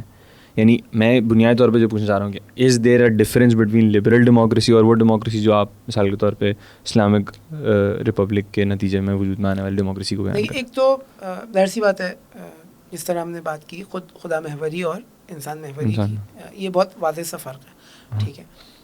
یہاں پر انسان جو ہے وہ انہی الہی اقدار کو امپلیمنٹیشن کے اندر ایک بعنوان خلیفۃ اللہ ایک ذمہ داری کو انجام دے رہا ہوتا ہے. وہاں پر انسان کسی ورلڈ ویو سے ہٹ کر, کسی آئیڈیالوجی سے ہٹ کر جو بھی فیصلہ کرے, ٹھیک ہے, اپنے ضرر میں کرے, اپنے مفاد میں کرے, جو اس کی تعریف یہ آتی ہے میں زہر کھانا چاہ رہا ہوں تو آپ کو کیا پرابلم ہے, ٹھیک ہے. تو الہی تصور کائنات میں آئیں گے تو نہیں, یہ میرا حق نہیں ہے کہ میں اپنے آپ کو مار دوں. یہ جو ملکیت ہے وہ اللہ تعالیٰ کی ملکیت ہے, لہٰذا میں ذمہ دار ہوں کہ اللہ کے قوانین کو اپنے وجود کے اوپر امپلیمنٹ کروں اور اس کی مرضی کے خلاف کوئی کام انجام نہ دوں. خوب یہ بہت بنیادی سا فرق ہمیں, کیونکہ اس ورلڈ ویو کے اندر فرق ہے, اس آئیڈیالوجی کے اندر فرق ہے, تو یہاں پر ہمیں بہت واضح انداز میں نظر آتا ہے کہ بیسک ترین فرق یہاں پر یہ. پھر وہاں پر ہمیں نظر آتا ہے کہ بالآخر ایک جو رابطہ ہے خود بین الناس, جو عوام کے درمیان رابطہ ہے, خود اس کو آپ کیسے حل کریں گے وہاں پر. بالآخر اگر ہم لبرل سسٹم کی بات ڈیموکریسی بات کر رہا ہوں, وہاں پر آپ جب پریکٹیکلی بات کریں تو وہ تو اکثریت تو رہتی نہیں ہے, ٹھیک ہے, 60-70% نے ووٹ دیے ہوتے ہیں, اس کے بعد جو ہے وہ اس کے ابھی 50-51% مثال کے طور پہ 70% نے ووٹ دیے, تو یہ 35.1% جو پوری پاپولیشن کی ووٹ ہے, جو ووٹرز کا پرسنٹیج ہے, اس سے یہ رئیس جمہوریہ صدر جو ہے وہ سلیکٹ ہو جاتا ہے. تو آپ اس کو کون سی ڈیموکریسی کہتے ہیں؟ اکثریتی رائے تو اس کے خلاف ہے, ٹھیک ہے. تو پریکٹیکلی جب ہم بات کریں تو وہ جو عوامی رائے ہے وہ تو امپلیمنٹ نہیں ہو رہی, ٹھیک ہے. ہم یہاں پر یہ بات کرتے ہیں کہ جب ہم ایک الہی ورلڈ ویو کو مانتے ہیں, ایک ڈیوائن ورلڈ ویو کو مانتے ہیں, اس کے اندر اللہ تعالیٰ حاکم اعلیٰ ہے, ہم اس کو حقیقت دیکھتے ہیں, یعنی یہ خود نظریہ نہیں ہے. میں جب ورلڈ ویو کی بات کرتا ہوں, دنیا کیا ہے میرے نزدیک, میں اس کی بنیاد کے اوپر کہتا ہوں کہ بھائی دنیا یہ ہے. جب یہ ہے تو اب امپلیمنٹ کیا ہونا چاہیے, وہ اس کے مطابق ہونا چاہیے جو یہ چیز ہے. تو یہ حقیقت کے اوپر بیس کرتا ہے, بجائے یہ کہ میری ہوا و ہوس, میرا مثال کے طور پہ ایک ایسی چاہت جس کا واقعیت اور ریئلٹی سے کوئی تعلق نہ ہو, اس کے اوپر ڈپینڈ کرے. اس کے بجائے یہ در حقیقت ریئلٹی اور حقیقت کے اوپر ڈپینڈ کرتا ہے, اس ورلڈ ویو کے اوپر جو جس کو میں سمجھتا ہوں کہ بھائی ریئلٹی یہ ہے, اس کی بنیاد پہ پھر یہ سلسلہ آگے بڑھتا ہے. اب اس کے اندر بھی ظاہر سی بات ہے, ہمیں بطور انسان اپنے مفادات, انسانی ارتقاء, انسانی کمال, لیکن یہ ساری چیزیں خود انسانی کمال کی ڈیفینیشن, پرفیکشن کیا ہے, یہ ساری چیزیں کیونکہ ورلڈ ویو کے اندر ان کے اندر بہت واضح ڈفرینس موجود ہے, لہٰذا جب ہم پولیٹیکل سسٹم کی بات کرتے ہیں تو وہاں پر بھی اس کا فرق ہمیں نظر آنے لگتا ہے. ہاں صحیح. لیکن چلیے اس سے میں تھوڑا سا آگے کی طرف آتے ہیں انشاءاللہ. اس میں ظاہر ہے ذیلی سوالات ذہن میں جو ہے وہ مزید آتے جا رہے ہیں, انشاءاللہ اس کو دوبارہ آپ کے ساتھ دوبارہ زحمت دیں گے آپ کو. لیکن اس میں ایک بحث یہ ہے بنیادی طور پہ کہ اب ٹھیک ہے ایک نظام وجود میں آ گیا جس میں آپ نے کہا کہ اس نظام کی لیجیٹمیسی کے لیے بھی ضروری ہے, صرف اس کی پاپولر ہونے کے لیے نہیں بلکہ اس کی لیجیٹیمیٹ ہونے کے لیے بھی یہ ضروری ہے کہ عوام کی رائے اس کے اندر شامل ہو. مجھے یہ بتائیے کہ اب ہم اکثر یہ سنتے ہیں مثال طور پہ وہاں تو سپریم لیڈر ایک ڈکٹیٹر ہے, سپریم لیڈر ایک سپریم اتھارٹی ہے, وہ کہیں بھی انٹروین کر سکتا ہے, اور اس کے پاس جو ہے وہ ہر سسٹم کے ہر ایلیمنٹ کو کے کام میں انٹروین کرنے کی مثال کے طور پہ اتھارٹی بھی موجود ہے. اپیرنٹلی جو ہمیں باہر بیٹھ کر کے سمجھ میں آتی ہے چیز یا پروپیگنڈا کے تحت ہم تک جو پہنچتی ہے. لیکن مجھے اس میں بتائیے کہ اس نظام کے بعد یا اس کانسٹیٹیوشن کے وجود میں آنے کے بعد جو پولیٹیکل انفراسٹرکچر وجود میں آیا ہے وہ کیا ہے, جس کے اندر جو ڈسٹریبیوشن آف پاور ہے وہ کیسے ہوتی ہے؟ دیکھیں جس حاکم اصلی جو ہے وہ کون ہے, وہ ولی فقیہ, ٹھیک ہے, صحیح ہے کہ وہ بالآخر اصل جسے کہتے ہیں کہ حکومت وہ کر رہا ہے, اور پھر جو پاور ڈسٹریبیوٹ کر رہا ہے وہ بھی وہی کر رہا ہے, ٹھیک ہے. لیکن ہم تھوڑا سا اس کو اسٹرکچر دیکھیں نا تو ایسا نہیں ہے کہ ڈکٹیٹرشپ ہے. قانونی طور پہ اگر دیکھیں نا تو ولی فقیہ جس دن اس کے اندر سے ولی فقیہ کی شرائط, آئینی طور پہ بھی میں بات کر رہا ہوں, ولی فقیہ کی شرائط کوئی ایک شرط بھی ختم ہو جاتی ہے تو قانونی طور پر اب خبرگان کے اجلاس تک کا ویٹ نہیں کیا جائے گا کہ وہ آئے اور آ کے اسے معزول کرے. خبرگان مطلب اسمبلی آف ایکسپرٹ کی جو رہبر اسمبلی آف ایکسپرٹس, ابھی اس کے اوپر ہم آتے ہیں, جو کمیٹی ہے جو اس کے اوپر ناظر ہے, جو دیکھ رہی ہے کہ یہ اس کو بھی گورن کرتی ہے, اس کو گورن کر رہی ہے, ٹھیک ہے. وہ تقریباً 82 یا 86 مجتہدین ہیں, فقہاء ہیں, مفتیان کرام ہیں, جو عوامی رائے سے سلیکٹ ہو کے آتے ہیں. اچھا پہلے آپ یوں آ جائیں, اگر ہم پہلے سسٹم کو سمجھ رہے ہیں, پہلے ریفرنڈم ہوا, ریفرنڈم کے بعد یعنی نظام کے اوپر, اس کے بعد آئین کے اوپر ریفرنڈم ہوا اور آئین تشکیل پا گیا. اس آئین کے اندر 3 سے 4 ہمیں ایسے ڈپارٹمنٹ نظر آتے ہیں جس پہ عوام خود ڈائریکٹ رائے دیتی ہے, ٹھیک ہے. ہاں یہ ڈائریکٹلی الیکٹڈ الیکٹ کرتی ہے, ٹھیک ہے. ایک پارلیمنٹ ہے, ٹھیک ہے. عوام اپنے علاقے کے اندر جو اس کا نمائندہ ہوتا ہے اس کو رائے دیتی ہے, ڈائریکٹ پارلیمنٹیرین کو, اور وہ انتخاب ہو کے پارلیمنٹ میں آ جاتا ہے جسے مجلس شورائے اسلامی کہا جاتا ہے. قانون ساز اسمبلی, قانون ساز اسمبلی, ٹھیک ہے. مقننہ جسے ہم کہتے ہیں. دوسری چیز کیا ہے؟ دوسری چیز عوام رائے دیتی ہے صدر کو، رئیس جمہور جسے کہتے ہیں، پریزیڈنٹ کے انتخابات کے اندر عوام الیکشن میں حصہ لیتی ہے، پریزیڈنٹ کو انتخاب کرتی ہے۔ تیسرا جو ادارہ ہے وہ ہے مجلس خبرگان، جو اسمبلی آف ایکسپرٹس ہیں، ٹھیک ہے۔ یہ کیا ہے؟ یہ بھی ہر علاقے کے حساب سے سلیکٹ ہوتا ہے، یعنی یہ بھی عوامی الیکٹ کرتی ہے، یہ بھی عوام الیکٹ کرتی ہے اپنے اپنے علاقوں کے نمائندے کے طور پہ۔ کس کو الیکٹ کرتی ہے؟ فقیہ کو الیکٹ کرتی ہے، مجتہد کو، مفتی کو الیکٹ کرتی ہے کہ وہ آ کر نظام کی وہ جو کلی ایک جس طرح ہم نے بات کی جو سیر ہے اس کو حفاظت کرے۔ یہ ولی فقیہ کے شہادت یا اس کے انتقال کی صورت میں نئے ولی فقیہ کا انتخاب کرے، اور جو موجودہ ولی فقیہ ہے اس کے اوپر نظارت رکھے کہ اس نے وہ صفات جس کی بنیاد پر اس کو ولی فقیہ بنایا گیا تھا وہ اس کے اندر ہیں یا نہیں ہے، ٹھیک ہے۔ لیکن میں جو پہلے بات کر رہا تھا وہ یہ کہ ولی فقیہ کو ہٹانے کے لیے، معزول کرنے کے لیے خبرگان کے اجلاس کی ضرورت نہیں آئینی طور پہ۔ ولی فقیہ جس دن اس کے اندر سے وہ صلاحیتیں ختم ہو گئیں خود بخود معزول ہو جاتا ہے آئینی طور پر۔ کون معزول کرتا ہے؟ آئینی طور پر اب وہ ولی فقیہ نہیں ہے، خبرگان آ کے صرف اس کا اعلان کرتی ہے، ٹھیک ہے۔ مثال کے طور پر فقیہ کی یا ولی فقیہ کی ایک شرط جو ہے وہ عدالت ہے، ٹھیک ہے۔ ولی فقیہ گناہ کرتا ہے، ایک ایسا گناہ جو پبلک پتہ ہوتا ہے کہ پبلک یا جھوٹ بول رہا ہے یا مثال کے طور پر کوئی بھی فسق و فجور انجام دیتا ہے۔ اب اس کے لیے خبرگان کے اجلاس کی ضرورت نہیں ہے کہ وہ بیٹھے اور بتائے کہ کیونکہ اس نے گناہ کیا ہے لہٰذا ہم اس کو معزول کر رہے ہیں، نا، آئینی طور پہ ولی فقیہ معزول ہے۔ اگر اس کا گناہ ثابت ہو جاتا ہے اور پبلک ہو جاتا ہے تو وہ آئینی طور پہ اب ولی فقیہ نہیں ہے، ٹھیک ہے۔ میں یہ بات کر رہا ہوں کہ بعض دفعہ کہتے ہیں ڈکٹیٹرشپ ہے، تو اور کیونکہ وہ کہتے ہیں ڈکٹیٹرشپ کا بھی جو تصور آتا ہے بعض دفعہ آتا ہے کیونکہ اس کی مدت جو ہے وہ نہیں ہے کوئی۔ میں اسی اگلا سوال اتفاق سے یہ کرنے والا تھا، ہم نے نہیں دیکھا کہ پچھلے کچھ مثال طور پہ 47 ایئرز میں 30 کچھ اور ایئرز آیت اللہ خامنائی سپریم لیڈر کی پوزیشن پہ رہے ہیں، اس سے پہلے خمینی ظاہر اس پوزیشن پہ، ہم نے نہیں دیکھا کسی کو۔ ٹائم پیریڈ نہیں ہے، ٹھیک ہے، لیکن ٹائم پیریڈ نہیں سے مراد یہ ہے کہ اس کا ایک ایک لمحہ، یعنی ویسے دیکھیں تو ٹائم پیریڈ نہیں ہے لیکن چیک اینڈ بیلنس اس کے اوپر ہر منٹ ہر سیکنڈ کے اوپر ہے، یعنی وہ ہر سیکنڈ کے اوپر معزول ہو سکتا ہے۔ وہ یعنی اس کا ٹائم پیریڈ ایسا ہے کہ وہ ہر آن کے اندر، جسے فارسی میں کہتے ہیں کہ وہ ہر آن میں ولی فقیہ ہے، جیسے ہی ایک لمحہ ایسا آیا کہ اس کے اندر وہ صلاحیتیں نہیں ہوئی تو وہ ولی فقیہ سے خود بخود ہٹ جائے گا، ٹھیک ہے۔ تو ایک تو ڈکٹیٹرشپ کا اس سے بہت واضح تفاوت ہمیں نظر آتا ہے۔ اب یہ خبرگان ان صفات کی بنیاد پر انتخاب کرتی ہے، ولی فقیہ کو دیکھتی ہے کہ وہ صفات جو اسلامی نظریات اور قرآن و سنت لیے گئے وہ کس شخص کے اندر سب سے زیادہ پائے جاتے ہیں، ٹھیک ہے، وہ اس شخص کو ولی فقیہ طور پہ انتخاب کرتی ہے، ٹھیک ہے۔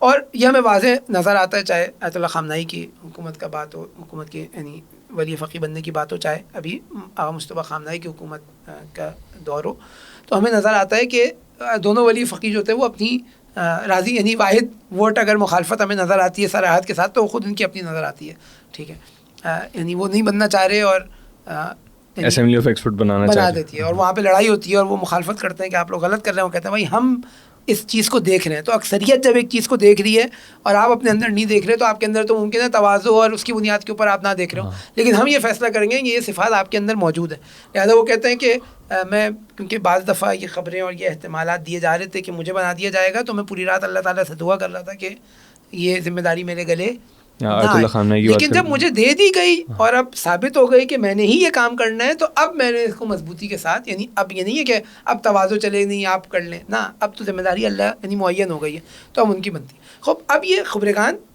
صدر، پارلیمنٹ، یہ تین اور جو شہری سٹی کونسل ہیں، یہ ڈائریکٹ عوام اس کو الیکٹ کرتی ہے، ٹھیک ہے۔ خبرگان ولی فقیہ کو انتخاب کرتا ہے اس صورت میں جب نہ ہو یا اس کے اوپر چیک اینڈ بیلنس جو ہے وہ ہے۔ اب اس کے بعد ایک اور ایک کمیٹی بنتی ہے جس کو ہم کہتے ہیں گارڈین کونسل یا شورائے نگہبان، ٹھیک ہے۔ اس کے اندر 6 افراد ولی فقیہ خبرگان سے دیتا ہے اور 6 افراد پارلیمنٹ ٹیکنوکریٹس دیتی ہے، ٹھیک ہے۔ یہ 12 افراد کی کمیٹی بنتی ہے جو ہر انتخابات کے اندر، ہر الیکشن کے اندر کون الیکشن لڑ سکتا ہے اس کا فیصلہ کرتی ہے۔ یہ ایک الیکشن کمیشن آف پاکستان کے پیرل ڈرا کر سکتا ہوں میں کہ ایک الیکشن کمیشن آف پاکستان جیسی ایک الیکشن کمیشن وہاں پر اس کا ایک پیرالل ہے سلسلہ جو الیکشن کرواتا ہے, ٹھیک ہے. ابھی بات ہو رہی ہے کہ صلاحیت, یعنی وہ آتے ہیں کاغذات ان کے پاس, اور پاکستان کے آئین میں بھی الیکشن کمیشن, معذرت آپ کی بات کر رہا ہوں, لیکن پاکستان کے آئین میں بھی الیکشن کمیشن جو ہے وہ کاغذات نامزدگی مسترد اور تائید بھی کرتی ہے. یہ والا کام نگہبان کا ہے, شورا نگہبان, گارڈین کونسل کا ہے کہ وہ یہ دیکھے کہ بھائی اس کے اندر یہ صلاحیت ہے یا نہیں ہے, ٹھیک ہے. اس کے اندر 6 فقہاء ہیں اور 6 ٹیکنوکریٹس ہیں, یہ 12 افراد مل کر جو ہے یہ فیصلہ کرتے ہیں, ٹھیک ہے. چاہے وہ خبرگان کے الیکشن ہو, چاہے وہ پارلیمنٹ کی ہو, چاہے وہ صدارتی الیکشن ہو, چاہے وہ جو سٹی جو کونسل ہے اس کے الیکشن ہو. اب ولی فقی ڈائریکٹ کا انتخاب کرتا ہے. وہاں پہ 2 سسٹمز ہیں پیرالل ملٹری کے, ایک ارتش آرمی جو ہے اور ایک سپاہی پاسداران انقلاب اسلامی. اس کا جو آئیڈیالوجیکل تھوڑا سا اس کا فریم ورک آتا ہے, ٹھیک ہے, IRGC کا, ٹھیک ہے. وہ نسبتاً جو آرمی ہے اس کا مین کام جو ہے وہ زمینی حفاظت, کنونشنل ایک آرمی کہہ سکتے ہیں دنیا کے اندر رائے, ٹھیک ہے. یہ ولی فقی انتخاب کرتا ہے ان دونوں کو. جو قوہ قضائیہ کا ہیڈ ہے, جو جوڈیشری کا جو ہیڈ ہے, اچھا یہ وہ نہیں ہے جہاں ہمارے یہاں سپریم کورٹ کا جو چیف جسٹس نہیں ہے یہ, ٹھیک ہے, یہ ہیڈ ہے اس پوری سسٹم کا, ٹھیک ہے, جوڈیشل سسٹم کا ہیڈ ہے, ٹھیک ہے. سپریم کورٹ ٹائپ کی کوئی چیز طرح کی نہیں ہے کہ مثلاً ایک چیف جسٹس ہو اور وہ آ کے اس کا آخری فیصلہ ہو قانونی ادارتی طور پہ. خب اس کو جو بناتے رئیس قوہ قضائیہ جو کہا جاتا ہے, جو جوڈیشری کا جو ہیڈ ہے وہ بھی ولی فقی بناتا ہے, ٹھیک ہے. اس کے علاوہ کچھ اور بھی چیزیں چھوٹی چھوٹی, مثال کے طور پہ جو صدا و سیما ہے, ٹھیک ہے, جو ٹیلی ویژن نیشنل ٹیلی ویژن ہے, اس کا ہیڈ بھی ولی فقی بناتا ہے, ٹھیک ہے. اس کے علاوہ ایک اور کمیٹی ہے جسے کہا جاتا ہے تشخیص مصلحت نظام. اچھا, اس طرح کے 2-3 اور ہمیں سسٹمز وہاں پہ نظر آتے ہیں. ایک تشخیص مصلحت نظام ہے, ایک حل تعارض اور اختلاف کی ایک کمیٹی ہے, ٹھیک ہے. ان لوگوں کا کام الگ الگ لیولز کے اوپر ہے, اور خلاصہ اس کا یہ ہے کہ اگر یہ کہیں آ کر یہ دیکھیں کہ خود تشخیص کے اندر مسئلہ ہو جائے, پارلیمنٹ کی ایک رائے ہو, صدر کی ایک رائے ہو, ٹھیک ہے, ان کے درمیان اختلاف ہو جائے, خود یہاں سے ہمیں اس کا بھی فرق نظر آتا ہے کہ صرف یہ جسے کہتے ہیں نا کہ ڈسٹریبیوشن آف پاور نہیں ہے, یہ جو سے قوہ یہاں پہ ہمیں نظر آ رہا ہے, قوہ قضائیہ, مقننہ اور مجریہ, اس کے اندر صرف ڈسٹریبیوشن آف پاور نہیں ہے بلکہ خود تقسیم کار ہے, ذمہ داریوں کی تقسیم ہے ایک طرح سے. اور اگر اس کے اندر ٹکراؤ ہو جائے تو پھر ایک کمیٹی موجود ہے جو آ کے یہ فیصلہ کرتی ہے کہ بھائی آپ, یعنی حل کراتی ہے, تحت امکان نہیں ہوتا تو ایک رائے دیتی ہے, ٹھیک ہے. پھر اس کے بعد جا کے پھر آہستہ آہستہ کر کے لیول پڑتا ہے اور پھر وہ ولی فقی تک بات جاتی ہے, ٹھیک ہے. تو ایک یہ, اسی طرح امام جمعہ جو ہے وہ بھی پھر ولی فقی کے ذریعے انتخاب ہوتے ہیں. ہر شہر کا جو امام جمعہ وہ بھی ولی فقی کے ذریعے انتخاب ہوتا ہے. ادھر ہم آئے تو عوامی رائے کے بعد جب صدر کو الیکٹ کر لیا جاتا ہے تو پھر وہ اپنی جو کیبنٹ بناتا ہے وہ پھر صدر بناتا ہے, وہ ظاہر سی بات ہے وہ عوام یا پارلیمنٹ نہیں بناتا. اس میں ولی فقی کا کوئی انٹروینشن نہیں کہ تم کیبنٹ میں کس کو رکھو گے. شورا نگہبان کے اندر 6 افراد ولی فقی کی طرف سے آئے.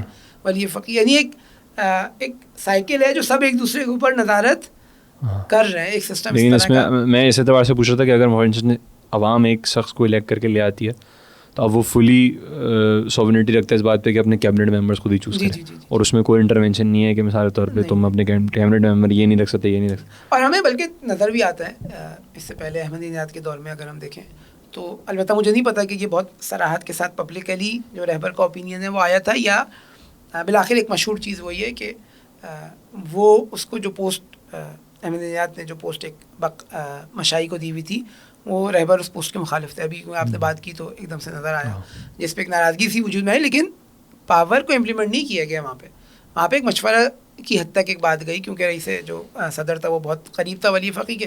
اسے کہا گیا کہ بھائی آپ یہ جو انتخاب کر رہے ہو یہ شاید اچھا نہیں ہے, یا انتخاب آپ کا صحیح نہیں ہے اپنی کیبنٹ کے اندر. تو وہ آخر میں وہ بات نہیں مانتے, تو وہ اپنے سسٹم چلتا رہتا ہے اس طرح. صحیح. یہ تفقیق کو آگے ڈسکشن ہے. اس میں ایک امپورٹنٹ اسپیکٹ جو میں سوچ رہا تھا ابھی وہ یہ ہے کہ ہم پچھلے کچھ جنوری میں جب یہ سارا ہنگاموں کا سلسلہ چل رہا تھا, ظاہر ہے آپ وہاں پہ ہوتے ہیں ایز اے اسٹوڈنٹ قوم کے اندر, ہم تو باہر سے دیکھ رہے ہیں چیزوں کو, تو ہمیں یہ بظاہر یہ کہا جاتا تھا کہ بھائی اکنامک پالیسیز کے تحت جو ہے نا وہ عوام بالکل کرپل کر گئی ان اکانومک سینکشنز کے تحت, اکانومی بالکل تباہ ہو گئی ہے. کیوں؟ کیونکہ جو ولی فقی کہتا ہے, جو top notch position supreme leader کہتا ہے وہی امپلیمنٹ ہوتا ہے. اس کی بات اگر غلط ہوتی ہے, اس غلط پالیسی کے تحت اکنامک انریسٹ کریٹ ہوتا ہے, اور وہ پھر عوام. ابھی جو آپ نے ولی فقی کی رسپانسبلٹیز مجھے گنوائی آئرونکلی ان میں کوئی بھی رسپانسبلٹی اکانومکس سے تعلق نہیں رکھتی, یعنی میجر اکانومکس کے جو ڈیسیجن میکنگ ہے یا پالیسی میکنگ ہے وہ صرف صدر اور صدر غالباً باقی. اور وہ سارا وہ سلسلہ. صحیح. میں اسے تھوڑا سا آگے بڑھوں گا. میں اب یہ اسٹیٹ وجود میں آ گئی, آپ نے اسٹیٹ کی ڈسکرپشن بھی کر دی, اسٹیٹ میں عوام کی رائے کتنی اہم ہے لیجیٹمیسی کے لیے, مقبولیت کے لیے, یہ بھی ڈسکرپشن ہو گئی. اس میں اب ایک بحث ہے, ابھی آپ نے IRGC کا بھی نام لیا اور آپ نے کہا کہ وہ تھوڑی سی آئیڈیالوجیکل پیراڈائمس پہ زیادہ بیسڈ ہیں وہ, اور ہم یہ دیکھتے ہیں کہ آئیڈیالوجیکل پیراڈائمس پہ بیسز کیا ان کا ایک یعنی جو ایگزامپل ہمیں سامنے آتی ہے وہ یہ آتی ہے کہ ان کے یہاں ایک اسپیشل بریگیڈ ہے جس کو ہم قدس فورس کہتے ہیں, which claims to be a force beyond borders, یعنی وہ نیشن اسٹیٹ کے بارڈرس کو اپنے لیے لمیٹیشن نہیں سمجھتی. اتفاق سے یہ ایک آرگیومنٹ ہے جو ہینری کسنجر نے کیا بھی ہے کہ ایران جو ہے وہ ایک اسپیسیفکلی آفٹر 1979 اور ایگزیکٹلی آفٹر 1979 ایک ڈویلٹی کسی اسٹیٹ میں موجود ہے, یعنی یہ ایک دوہرا معیار رکھتا ہے. مثال کے طور پہ ایک طرف خمینی سائکس پیکو کے معاہدے کو جو ہے وہ الیجیٹمیٹ کہتے ہیں کہ کوئی فرینچ اور برٹن آ کر کے اپنی جو ہے وہ ایک پیکٹ کے تحت یہاں پہ بارڈرز ڈرا کر کے چلے جائیں جو الیجیٹمیٹ ہوں. دوسری طرف یہی ایران جب اسٹیٹ بن جاتا ہے ریولیوشن کے بعد تو وہ تمام جو فیچرز ہیں وہ تمام کہہ لیجیے کہ ایسٹس ہیں اسٹیٹ کے, فائدے ہیں ایک اسٹیٹ بننے کے, وہ بھی اٹھاتا ہے. UN میں سیٹ بھی ایران کے پاس موجود ہے. مثال کے طور پہ ڈپلومیٹک جو ایک امبریلا مل جاتی ہے نیشن اسٹیٹ کے پیراڈائم کے اندر دنیا میں, وہ بھی ایران انجوائے کرتا ہے. ایک طرف نیشن اسٹیٹ کا پیراڈائم قبول نہیں ہے اور امت کی بحث ہوتی ہے اور انقلاب کی ایکسپورٹ کی بحث ہوتی ہے, آئیڈیالوجی بیانڈ بارڈرس کی بحث ہوتی ہے. ایک طرف دوسری طرف جو ہے وہ نیشن اسٹیٹ کے پیراڈائم میں آ کر کے وہ تمام فروٹس بھی انجوائے کیے جاتے ہیں جو کہ نیشن اسٹیٹ کے. تو یہ جو ڈویلٹی اس کو دیکھیں پہلے مرحلے کے اوپر جب ہم وہ سطور انقلاب یا ایکسپورٹ آف ریولیوشن کی بات کرتے ہیں تو اس سے مراد کیا ہے یہ سمجھنا ضروری ہے. بعض دفعہ کہتے ہیں کہ مثلاً لوگ اس طرح اس کو پریٹینڈ کرتے ہیں کہ اب حکومت کا دائرہ بڑھتا جا رہا ہے, ایران قبضہ کر رہا ہے حکومتوں کے اوپر اور یہ ساری چیزیں, جبکہ واضح طور پہ ہمیں بیانات میں بھی نظر آتا ہے اور پریکٹیکلی بھی ہمارے سامنے یہ چیز ہے کہ اس سے مراد وہ آئیڈیالوجی ہے جس آئیڈیالوجی کی بنیاد کے اوپر, جن ویلیوز کی بنیاد کے اوپر انقلاب وجود میں آیا, وہ ویلیوز ایکسپورٹ کرنی ہے ایران سے باہر جو ہوئیں, ٹھیک ہے, اور عوام کے اندر, اور آج ہمیں دنیا بھر کے اندر نظر آ رہا ہے کہ وہ امپیریلزم اور امریکی استکبار کے خلاف عوام کے اندر اور اپنے استقلال اور اپنی ہویت ملی یا نیشنل جو آئیڈینٹی ہے اس کے حمایت میں پبلک کھڑی ہو رہی ہے. ورنہ جس کو آئے چاہے مثال کے طور پہ ابھی ہم سامنے دیکھ لیتے ہیں وینیزویلا کے صدر کو اٹھایا جاتا ہے, اٹھا کے لے جایا جاتا ہے. یعنی ابھی حکومت جو دنیا کا نظام ہے وہ مائٹ از رائٹ یا جس کی لاٹھی اس کی بحث والا جو ہے نا وہ سلسلہ ہے, ٹھیک ہے. اب اس کے اندر UN اور یہ آپ کو سارے مفلوج نظر آتے ہیں یہاں پہ, یعنی کوئی فلسطین کے مسئلے کے اوپر کوئی ان کا کردار نظر نہیں آتا. وینیزویلا صدر ایک الیکٹڈ پریزیڈنٹ ہے, اس کو اٹھاتا ہے امریکہ راتوں رات لے کے چلے جاتا ہے, اغوا کر لیتا ہے, کوئی کردار نظر نہیں آتا ہے. ان مذاکرات کے اوپر ایران کے اوپر حملے ہوتے ہیں, کوئی کردار نظر نہیں آتا. پیرالل آرگنائزیشنز بنتی ہیں, یہی جو پیس بورڈ بنا یا اس طرح کی دیگر آرگنائزیشن بنتی ہیں, کوئی ہمیں UN کا اس طرح کا کردار نظر نہیں آتا. اب آپ یہاں تصور یہ کریں کہ ایران کیونکہ آئیڈیالوجیکلی اس جو ابھی حاکم ہے دنیا کے اوپر سسٹم اس کو قبول نہیں کرتا, تو اب جو منیمم اپنا مفاد ہے وہ بھی محفوظ نہ کرے. یعنی کیا کرے, سروائیو نہ کرے. یعنی دو چیزیں حل ہے نا, یا تو پوری دنیا سے آئسولیٹ ہو جائے, کسی سے اس کا کوئی رابطہ نہ ہو, کسی ملک سے اس کا کوئی معاہدہ نہ ہو, ٹھیک ہے, کوئی سفارت جو ایمبیسی ہے کسی ملک کی اس کے اندر نہ ہو, اس کی ایمبیسی دوسرے ملکوں کے اوپر نہ ہو, کوئی چیز اندر آ نہ سکے, کوئی چیز اندر جا نہ سکے.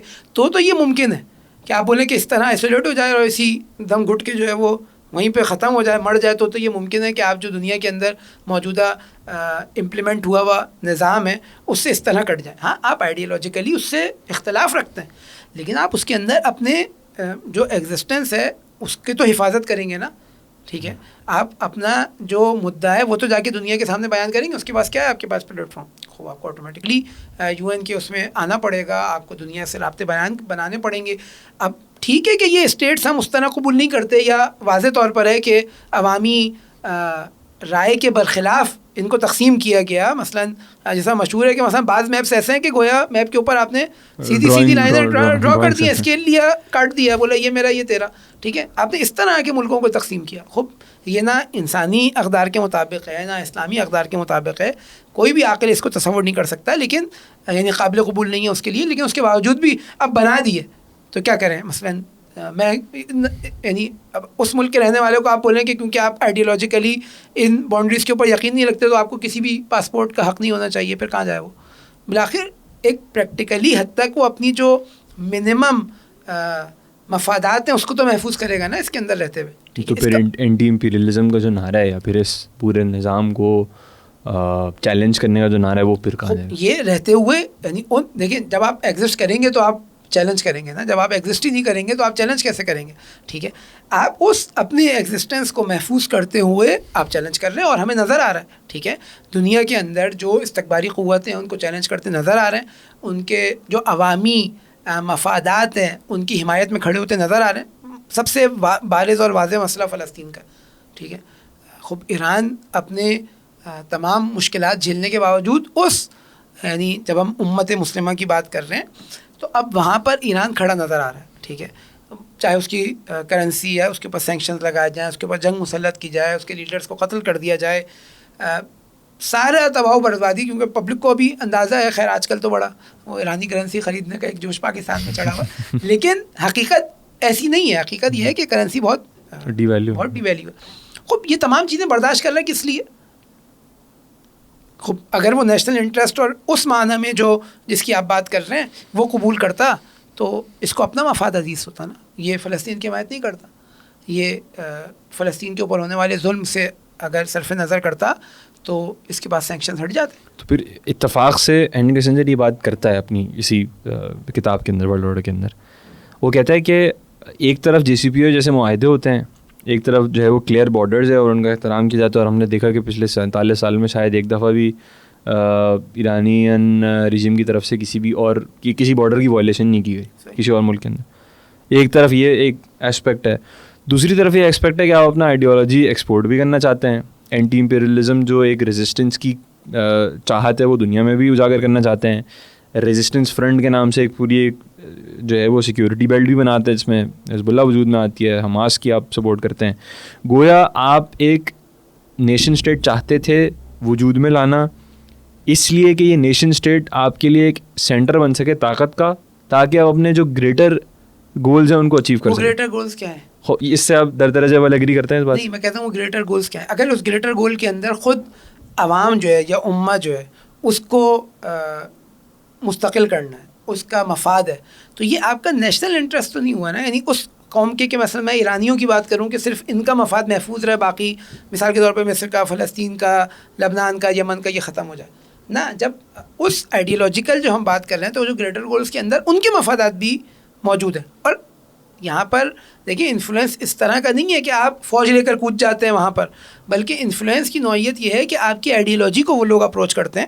آپ جہاں جہاں ریزسٹنس ہے وہاں آسانی کے ساتھ اس کو دیکھ سکتے ہیں. خوب حزب اللہ کے اندر کیا ہے, یا جو لبنان کے اندر ریزسٹنس فورس ہے, یا حماس فلسطین کے اندر ہے. خوب یہ عوامی مینڈیٹ ہے اس کے پاس, حماس کے پاس.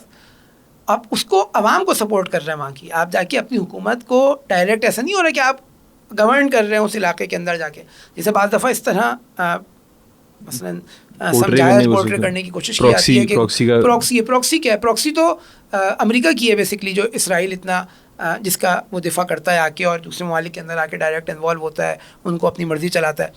جب ہم بات کرتے ہیں تو یہ اس آئیڈیالوجی سے سنک افراد ہیں, یا یہ وہ سنک قوم ہے. لبنان کے اوپر اتنا, جب لبنان کے اوپر اسرائیلی اگریشن اتنی زیادہ تھی, لبنان کے علاقے قابض ہو گئے تھے, وہاں پر آ کے جو عوامی ریزسٹنس ہے اس کو سپورٹ کیا جاتا ہے. یمن کے اوپر جب پورا کولیشن بنتا ہے اور آ کے یمنی جو عوامی رائے اس کے خلاف, اس انقلاب کے خلاف ایک بمبارڈمنٹ ہوتی ہے, جنگ مسلط کی جاتی ہے, عوام کو قتل کیا جاتا ہے, وہاں پہ جو عوام وجود میں آتی ہے اس کو سپورٹ کرتا ہے. ٹھیک ہے, فلسطین کے اندر ایز اٹ از جگہ جگہ تو در حقیقت وہاں کی عوام کو سپورٹ کر رہا ہے اس آئیڈیالوجیکل بنیادوں کے اوپر. نہ یہ کہ آپ بولیں کہ مثال کے طور پہ وہ اب نیشن اسٹیٹ کی بات کر رہا ہے تو اب وہ نیشن اسٹیٹ کا تصور جو ویسٹ نے دیا ہے وہاں پر آ کے یہ بات کر رہے ہو, اور ایرانی وہاں پر مفاد محفوظ کیے جائیں, چاہے پوری امت جو ہے وہ قربان ہو جائے, پوری امت جو ہے وہ, بلکہ الٹا ہو رہا ہے, امت کے نتیجے میں ایران قربانیاں دے رہا ہے, امت کے نتیجے میں ایران اپنی کرنسی کو ڈی ویلیو کر رہا ہے, امت کے نتیجے میں ایرانیوں تک دوائیں نہیں پہنچ رہی, امت کے نتیجے میں سینکشنز ہیں, اور یعنی امت کی مصیبتیں اس کو جھیل رہا ہے. صحیح. تو یہ ایک گریٹر اس کو ہم ظاہر ہے وقت آپ کا بہت زیادہ لے لیا, اس میں ذیلی سوالات بہت زیادہ ہیں, لیکن اس میں مطلب گریٹر آئیڈیالوجی میں آپ اس کو ایسے دیکھتے ہیں کہ امت سازی کی طرف جو ایک آئیڈیالوجی ہے اس سویلائزیشن میں, اسلامک سویلائزیشن ہے, اتفاق سے کلاس آف سویلائزیشن میں سیموئل ٹنٹن نے یہی آرگیو کیا تھا کہ ویسٹ کی سویلائزیشن کو کچھ سویلائزیشن ہیں جو چیلنج کر سکتی ہیں, جن میں سے ایک جو ہے وہ اسلامک سویلائزیشن.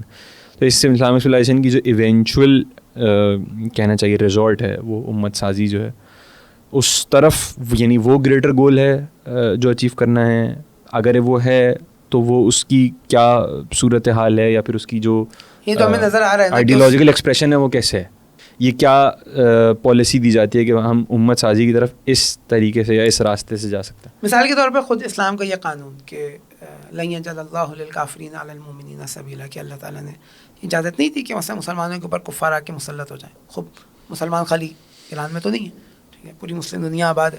خوب ایران کی ایک پالیسی یہ ہے کہ خطے سے, اس منطقے سے, اس خطے سے امریکہ کے نفوذ اور اس کا جو انفلوئنس اور اس کی جو طاقت ہے اس کو ختم کیا جائے.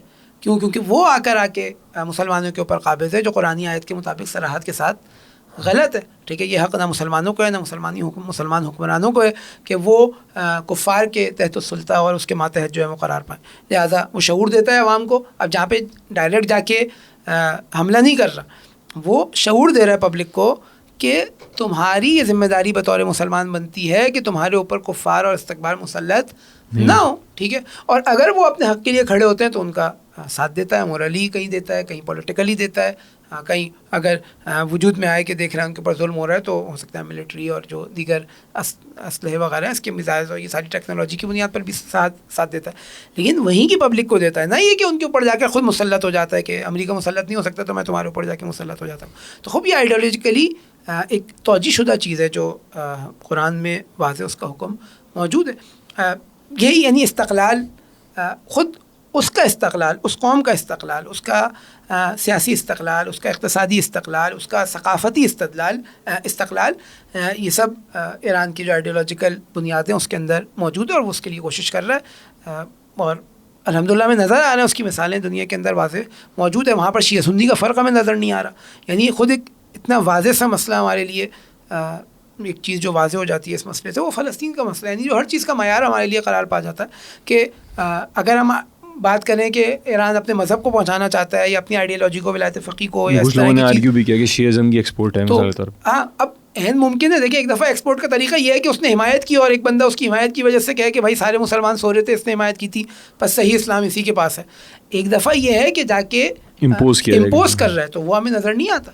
ٹھیک ہے, حماس اس کی واضح مثال ہے, جہاد اسلامی اس کی واضح مثال ہے, آج بھی 99% سنی ہے. ٹھیک ہے, صحیح. بہت شکریہ رولا بھائی, بہت نوازش وقت نکالنے کا. اندازہ ہوا کہ ٹائم کتنا جی ہو گیا, آپ کے کتنے لیمٹس تھے اس نہیں, انشاءاللہ کہ آئندہ بھی آپ کو زحمت دیں گے اس حوالے سے. امید ہے یہ گفتگو مفید فائدہ ثابت رہی ہوگی. سویلائزیشن ایٹ کلیش کی دوسری ایپیسوڈ کے ساتھ مجھے اجازت دیجیے. اللہ حافظ.